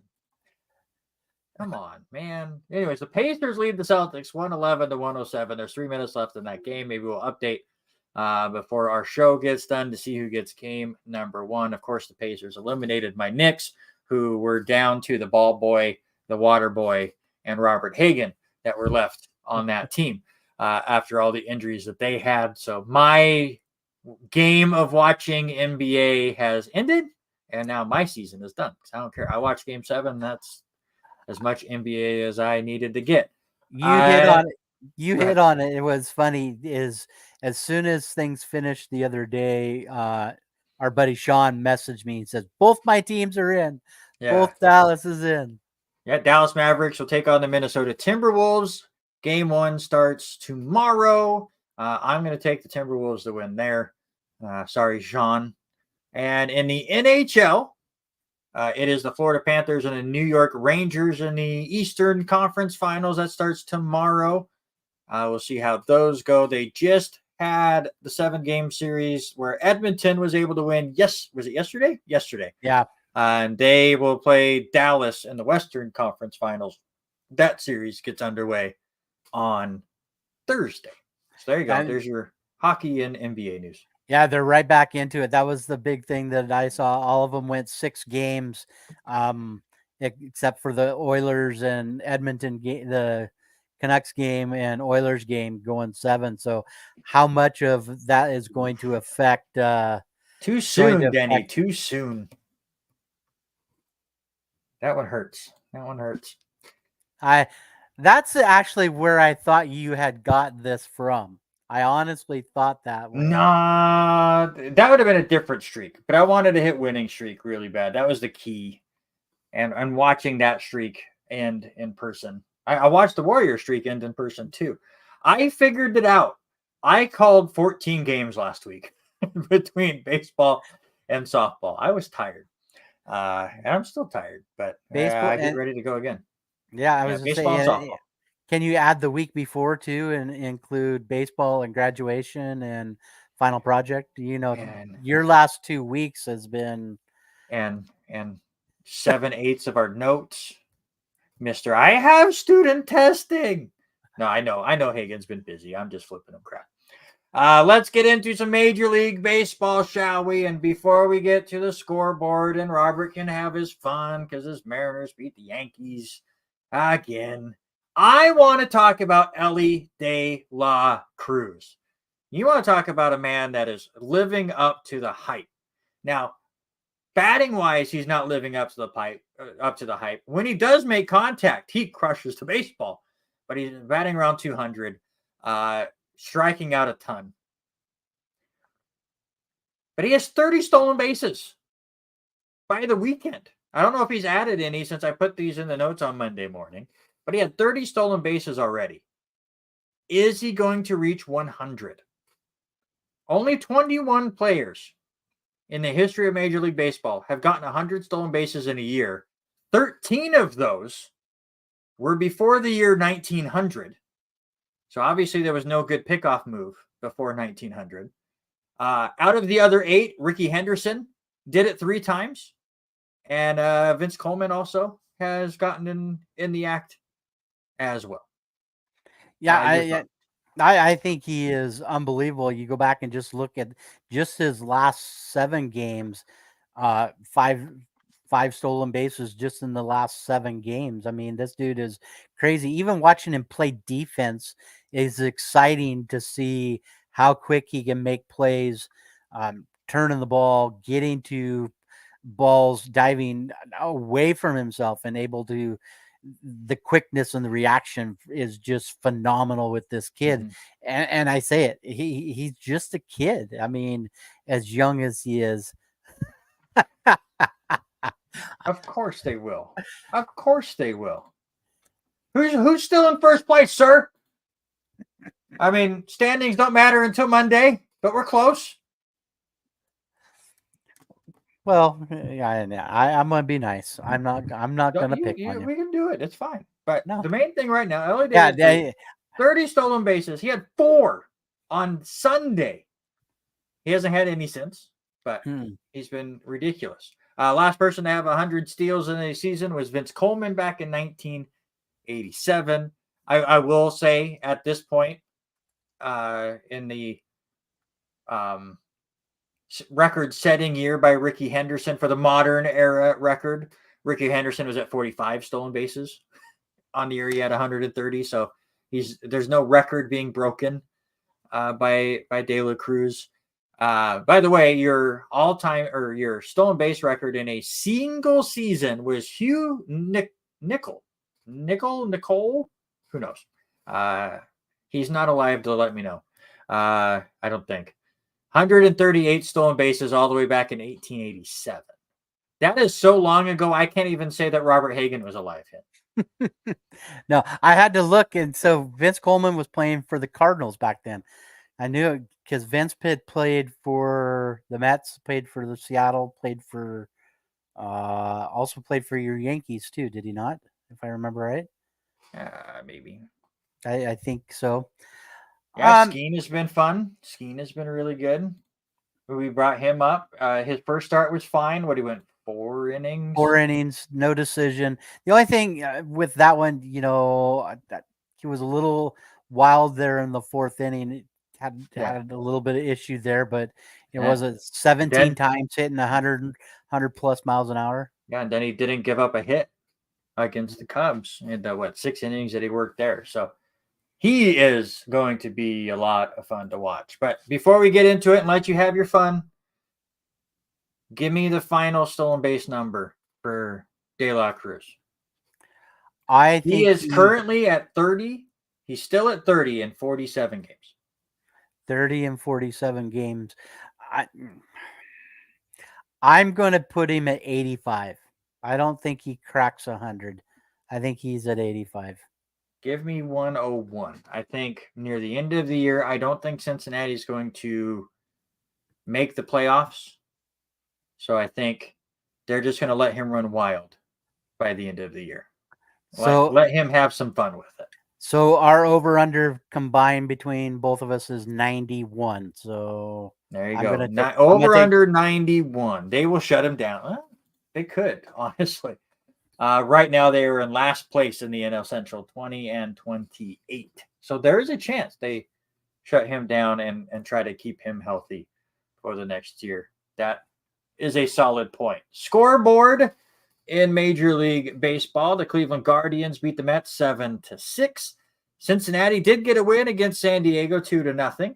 Philadelphia beat Texas behind Ranger Suarez, your National League Cy Young Award winner, when we get to the end of the year. Man, he's been so good. Phillies won that one 5-2. Pittsburgh beat San Francisco 76. Milwaukee beat Miami 7-5 in that game. Minnesota blanked Washington 10-0. You want to talk about a hot and cold team? This is the Minnesota Twins. I'll let you gloat about your Mariners winning the first 2 games. I'm not trying to hide it, but while you do that, there's a stat that I have to tell you about the Minnesota Twins. It's insane, but I have to find it. Boston beat Tampa Bay 5-2. What the heck is going on with your Rays, Eric? Seattle did beat the Yankees today 6-3. White Sox scored 5 runs in a game, and they beat Toronto 5-0. Is there a more disappointing team early on in the year than the offense of the Toronto Blue Jays? Kansas City beat Detroit 10-3. Those are your finals. Baltimore and St. Louis are in a rain delay in the 6th inning. They're tied at 1. Angels and Houston are tied at 5. They go to the bottom of the 8th. Atlanta and Chicago Cubs are tied at 3 in the 9th. Colorado with a 2-1 lead over Oakland in the 4th. And Arizona and the Dodgers scoreless as they just get to the 2nd inning. All right. Wild comeback for your Mariners yesterday. Clay Holmes had not given up an earned run all year, and then he gave up 1, 2, 3. Did he get maybe 4 of them in the 9th inning against Seattle? Great comeback win by the Mariners. I'll give them that. And then today, really kind of quieted the bats for New York. So I will let you have the floor to your first place Seattle Mariners. Yeah, so let's try and go back a little bit. Seattle, I had a rough couple days in Baltimore, so it was kind of nice to see them travel up to New York and start things. But yeah, what they did there in the ninth inning yesterday, and it was different types of hits, and I think there was an error too in all of that with the win, but a short little drooper, a drop right in center field. So I I just feel like they're living on the long ball, and every once in a while they'll spark something. And I want to message you and tell you, what's funny is we hadn't got more than 2 hits in that entire game until we get to the top of the ninth there yesterday. So hats off with that. And then Dylan Moore starts with a big two run home run in his first plate appearance in that game against Schmidt. And so, you know, I'm kind of like Eric. We've been spotty, even though we're leading a little bit. We're leaning on the long ball a little bit too much. But for them for Wu to actually shut down the Yankee bats yesterday or today has just been crazy. But watching Juan Soto on your team the last 2 games and a Soto's so little fun, bit. dude. He is unbelievable. Yesterday's game was great to sit there and watch him at the. He seems very happy in being in New York. Soto, again, I've watched some games with the Padres. I'm a fantasy baseball player, so the Padres, their offense for years have had a lot of stars, including Juan Soto the last 2. So I've watched some Padres games. Soto always looked great, but just watching him in pinstripes he's on my team has been so much fun. Your stat for the Minnesota Twins before today, so their win today, take it out, right? The Minnesota Twins from April 22nd to May 12th, a 20-game span. Okay. The Twins went 17-3. Outside of that span, they're 7-20. So before and after that streak, they suck. But during that 2-3 week period, they were unbeatable at that point. Just wild. The other stat that there's 2 stats I really want to bring up real quick before we get to power rankings. We've been making fun of the Chicago White Sox all year and their inept offense. They have 141 runs now in 49 games. That includes the 5 runs they scored today against Toronto. Their 5-0 win against the Blue Jays has brought their run differential up to minus 100. So good job there. Can you tell me the team that has the second least amount of runs scored? Secondly, I'm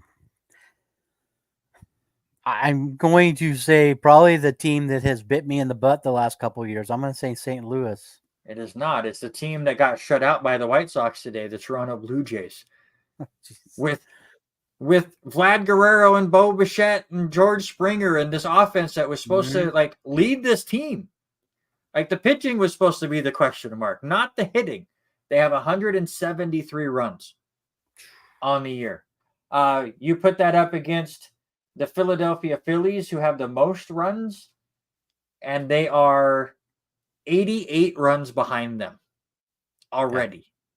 Yeah. It's just insane. Also, shout out to your Mariners pitching staff. 188 runs on the year is all the Mariners have. That is 50 runs less than any other division leader right now. Wow. Baseball's That's nuts. Fun. Baseball's fun. Also, just so you know, you want to get the offense going, maybe they'll change in a different scenario. Vlad Guerrero, Bo Bichette could get traded by the deadline. Mariners may want to make some phone calls. Fair statement. All right, let's get into your power rankings. Who do you got? So I'm not changing much up with who it is, just a little bit of order flopping, and I'm going to move keep the Dodgers, and I'm going to move them down 1 spot, move Philly up. So Philly 1, Dodgers 2, Yankees 3, The Orioles 4, and then Atlanta, even though they're struggling a little bit right now, Atlanta at 5. I wrote mine yesterday. I'm going to change them, and I will fix it on there, as the Yankees have lost to the Mariners already this week. But Sean was the first to do it out of the three of us when he was here for me last week. I'm with you, but the Phillies now number one. Again, standings, we're getting close to that time where you can start to look at it. We've gotten nearly 50 games in. Some teams are actually over 50 games in, getting close to a third of the year already done, which is insane. But now you can start looking at the standings a bit more and kind of see where things are getting situated.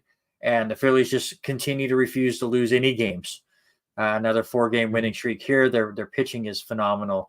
So I will finally move them up. I did have the Yankees too, just barely over the Dodgers because of the win streak that they were on. Losing to Seattle will have me drop them back to 3. So I'll keep the Dodgers in the top 2 as they continue to find ways to win as well. So Phillies, Dodgers, then the Yankees, just over the Orioles. And then I will have the Atlanta Braves still in there, even though they have kind of been a bit disappointing early on compared to what we expected from them. And no, stop trying to make the Guardians happen, even though they're on a 5-game winning streak and they continue to refuse to lose, if you want to go with an old Mariner moniker. However, I'm going to say this. I was all in on the Detroit Tigers and their young pitching staff. Now they're starting to get hurt. I'm very worried about Detroit getting going. This could be a Guardians or Royals division going forward.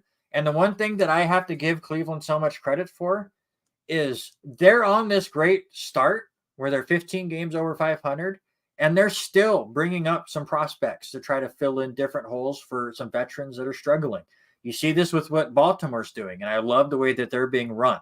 So yes, I will give a little bit of love to the Guardians ownership and their front office for really being able to manipulate things. It's not just Jose Ramirez anymore offensively. They continue to find him different pieces. They have outperformed my expectations, and I will no longer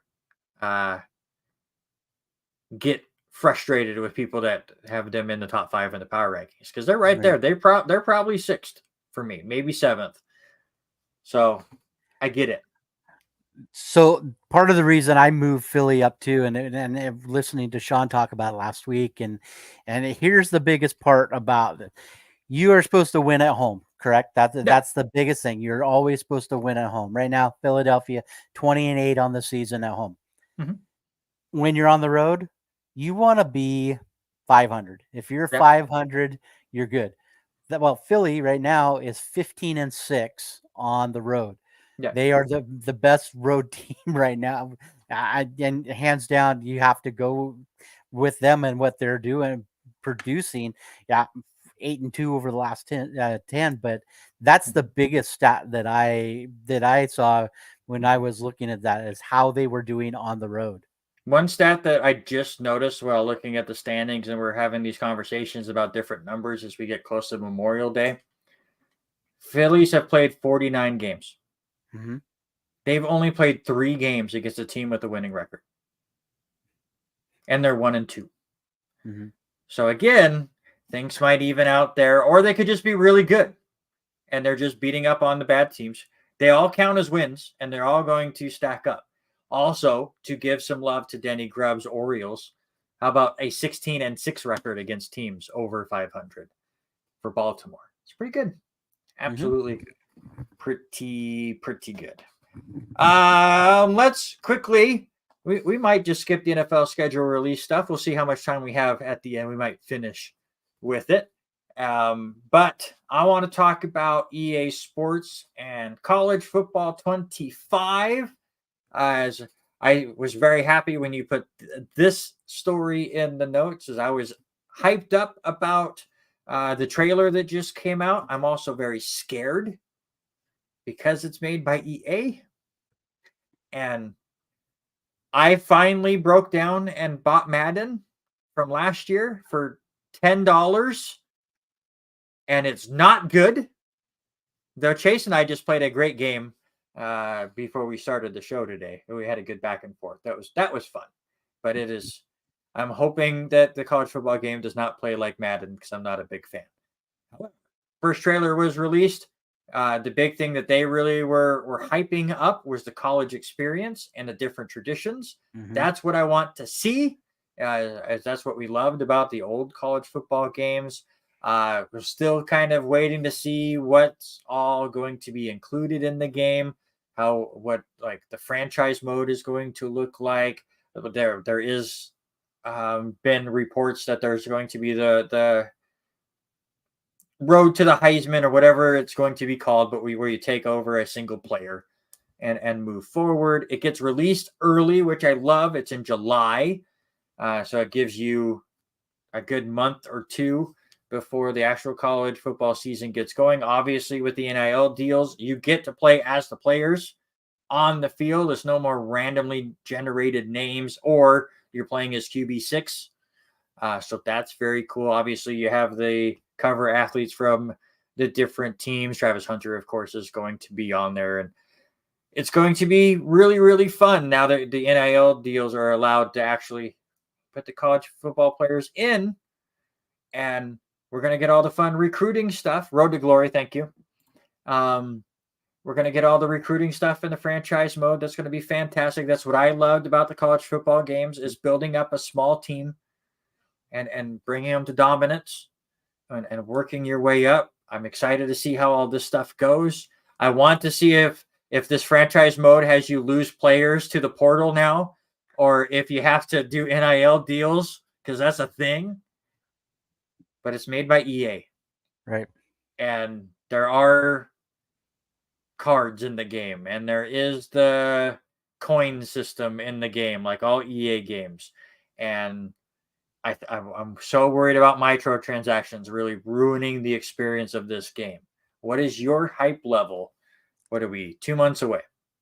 Yeah, what you hit on was exciting, is to watch how some of the trailer is, watching them slap the wall at LSU and that kind of stuff, and that hype. I think that's the big thing. I'm wanting to know how much of the coaches are going to be involved, if they scheme things enough to what like the current coaches are coaching. I watch Not an Expert on YouTube, because he used to play the old college football games, and because we didn't have one for so many years, and he was breaking down a press release. Every school has their own playbook, so it should be different for every school that you play. So that's good. So that was my biggest wanting to take away, is that, and I know I'm doing it. I'm not trying to do it to be funny. I want to see how they do things for the Pac-2. Right. I really want to see how this lays out, because we know that there's still a lot of changes that are going to be happening in the next couple of years. And I want to see where EA takes a stand, and maybe we see what their ideas and what their visions of what's going to happen, how that's going to set up over the next little bit. But I'm excited. I'm already putting money away to buy this game July 6th, July 19th. I will say, and I don't know if Xbox has the same deal. I would guess so, because it's an EA thing. But EA also has a deal where it's part of Game Pass, or you get the EA original, or whatever the EA subscription thing is. Either way, no. What is the Frontier Conference news today, Denny? I've not seen that news, so let's break some news here. That'd be fun.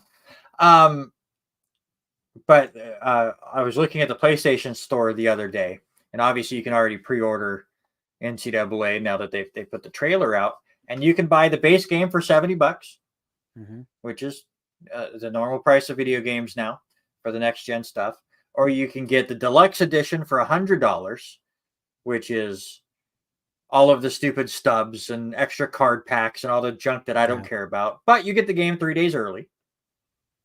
Or for, what was it, $120 or something. It was a decent discount, actually. You could get both NCAA and Madden's deluxe editions. It was $130. So it was like I could get a discount, just get stuck with Madden, but you get all these stupid cards that I don't care about. But you get both games 3 days early. But I'm also worried, so I will probably just wait, see what the reviews say, and then decide if I'm going to buy the game or not. Because EA has bit me more times than not over the years, and I've gotten completely gun shy on sports games that are not called MLB The Show.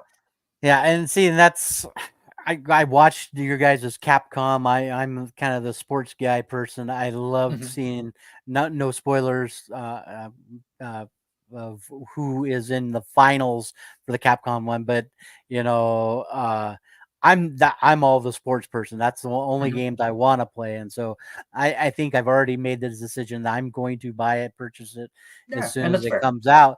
But I think I want to see the investment and see if EA is going to pull out all stops for this game Right. because it's been gone for so long, and they've got to. For me, they have to knock this out of the park, especially for a game that Hmm.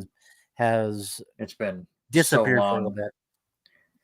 Oh, we're getting new teams in the Frontier Conference. Oh, Bellevue is going to the Frontier Conference. That's really cool. Dakota State, Mayville State, and Valley City State. Hmm. I like that. That's very, very cool. Yeah. Oh, no more North Star. No more NSAA. Be interesting. Let's get some more into the Cascade Conference. I know we're getting the one for baseball, but let's get some more. Let's get some more love there. Yeah, I'm very excited. What is it? The first time since I know I wrote it in the notes since 2013 Mhm. that we've had a college football game, and that was always a yearly thing for me. I still go back and play NCAA 14. I might still before this one comes out. But we got 2 months. They'll come out with more information, and we will go from there. Let's talk some golf. And by golf, I mean what happened on the way to a golf course for one Scotty Scheffler as he got arrested on his way to Valhalla for his second round. There was a fatal accident that happened that Mhm. morning. Some miscommunication happens because he's in a car that usually can bypass everything because you don't want your golfers to be stuck in traffic jams as Right. the fans are showing up for the event, which 100% makes sense. It's not a spoiled brat thing for the golfers, but you want the people that are actually competing to be able to get to the event that they're competing in and make the fans go through the rigmarole. So he thought he was bypassing the normal stuff. The cop was trying to get him to do one thing, he did another. Depending on what story you want to hear from this, but anyways, he gets arrested and booked, and he seems in high spirits about the whole thing, as it seems like everyone at the police station was cooperative with him, and he was cooperative with them after the fact. Um, but he got released and made his tee time. Got there less than an hour before his tee time. Mhm. Still shot a 66. But your thoughts on the craziness? That was just something wild to wake up to. Yeah, as I was sitting at my desk Friday morning, prepping for state testing stuff, I had my news up on the board and it flashed across that he had been arrested and all that. But I think the bigger thing is he still has charges. I have not Mhm. seen anything.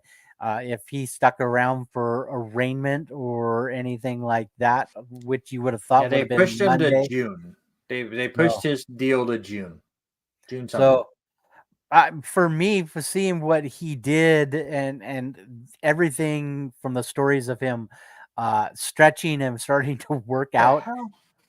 and stretching and working out in the jail cell, waiting to get released and to get there and be able to do the things he did and still shoot 66, five Right. under 66 on Friday is phenomenal. He finishes the tournament tied for eighth, but you know, I to be a professional like he was and still come out and perform, even with all the side action and people asking him questions, even the shouting during the match is unbelievable for his mental state.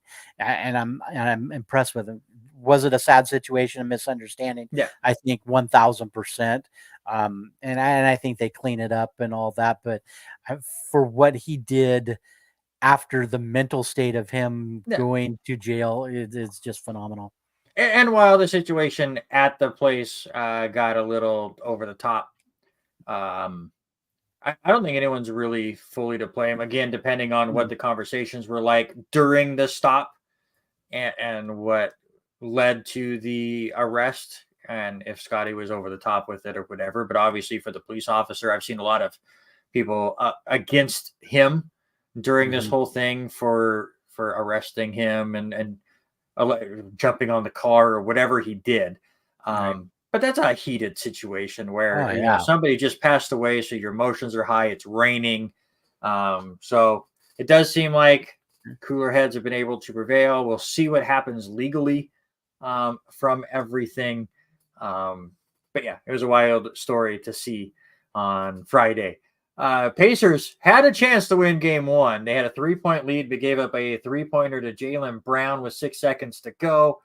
And now it is a 4-point game. The Celtics lead with 16 seconds to go. Yeah. Yeah. So we'll see exactly what happens there. Hopefully it just kind of gets just tossed and we just move on. This is not P. Diddy's camera footage that came out. All right. Yeah. This is nothing, which by the way, Ray Rice went, oh, P. Diddy completely outdid me there. I don't know if you've seen that footage. It is disturbing. Yeah. We also had a fight in NASCAR. I don't care about the results. I mean, if you're going to bring up the results, what were you going to bring up? Yeah, it was Xander Schauffele's first major win. Yeah, no one cares. We only care about the off the course stuff. But no, congratulations to Xander Schauffele. But also NASCAR was in the news, and not because of the racing surface. Well, it kind of was. Kyle Busch thought that Ricky Stenhouse Jr. bumped him into the wall early on in the All-Star race. He did not. But Kyle Busch still got mad and wrecked him anyways. And then they were at, North Wilkesboro, which is an old NASCAR track that they don't race in anymore. But it's an old racetrack, so there's no exit. There's no tunnel underneath the racetrack for a driver to leave. So Ricky Stenhouse had to sit there from like lap 2 on for the entire All-Star race, and then met up with Kyle Busch afterwards, and punches were thrown, and hilarity ensued. My favorite part of that whole encounter was Ricky Stenhouse saying that he was going to wreck Kyle Busch at Charlotte, and Kyle Busch's response was, "Go for it. I suck as much as you." It was awesome. I'm not the biggest Kyle Busch fan, but that is a great comeback. A lot of that was funny, even seeing when Stenhouse parked his car after he was wrecked and parked it in Bush's stall, in all of it. And then for Ricky Stenhouse's dad to get involved to the point of throwing punches. There is a video that you see them having the altercation, and then you see a couple of Bush's pit crew shoving guys off of the back of the trailer. It gets a little, guys tripping over tires. We need it. It was quite a comic. And when I read the point of both of the guys suck, that was by far the funny part of it. NASCAR has needed something like this. Like they've had the different styles of cars that have had their own issues with the aero stuff, the short tracks. It's tough to pass. It was impossible to pass there in the All-Star race, which we saw as Joey Logano led 199 of the 200 laps. You just could not pass there. But they need this safety stuff. The NASCAR was at its best in recent years when NASCAR went, all right, drivers can police themselves. And then Brad Keselowski went out and just pissed everybody off. And in 1 week, he's getting in a fight with Kevin Harvick. And then he's getting a fight with Jeff Gordon. And then Matt Kenseth is meeting him between trailers. Like, that's what NASCAR needs. It's let them get their frustrations out after a tough race. and you go from there. Aussie rules football. Geelong has lost 3 in a row, and they gave up 164 points. That is brutal, but not as brutal as my Hawthorn Hawks, who led by like 40 against Port Adelaide. They led by over a goal with under a minute to go, and they still found a way to choke it away. So sad day for both of us. Eric's Western Bulldogs get the win. Woo. There you go. Short time for Aussie Rules football as we are out of time here on the R&R Sports Report. Again, if you did not hear earlier on in the show, we are off next week due to the Avista NAIA World Series.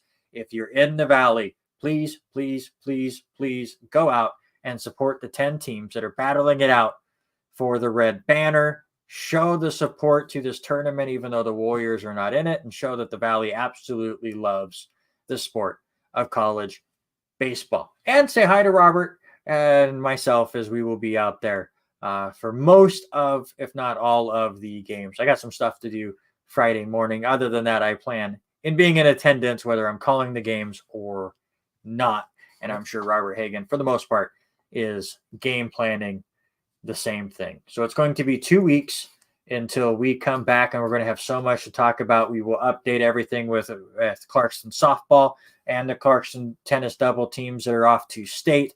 Check our Facebook pages, as Robert will have all of that information for you, and we will mention it on the show. We will break down everything that happened at the World Series as well. We will start to get into some NFL stuff, as we have not had a chance to talk about the schedules yet, but we got all summer to talk about that. And now in 2 weeks, when we come back, it is really time to start inventing new things to try on the R&R Sports Report. The summer's always fun because we try different stuff and we see what sticks and what doesn't. But Robert, last word from you before we get out of here. Hey, the last thing, again, you hit on it a few minutes ago. Make sure that you come out and support NAIA with the tournament and all that. But last thing, wrap it up. Make sure you go and get the chance for the auction to win Babe Ruth's jersey that he wore in Game 3 for the shot heard around the world, looking to go for close to $30 million. That's pocket change for you. I got $10. I got outbid already. But anyways, have a fantastic time at the Avista NAIA World Series. Enjoy some baseball. We are back in 2 weeks to break it all down. But until then, that's Robert. I'm Randy. This is the R&R Sports Report, and we are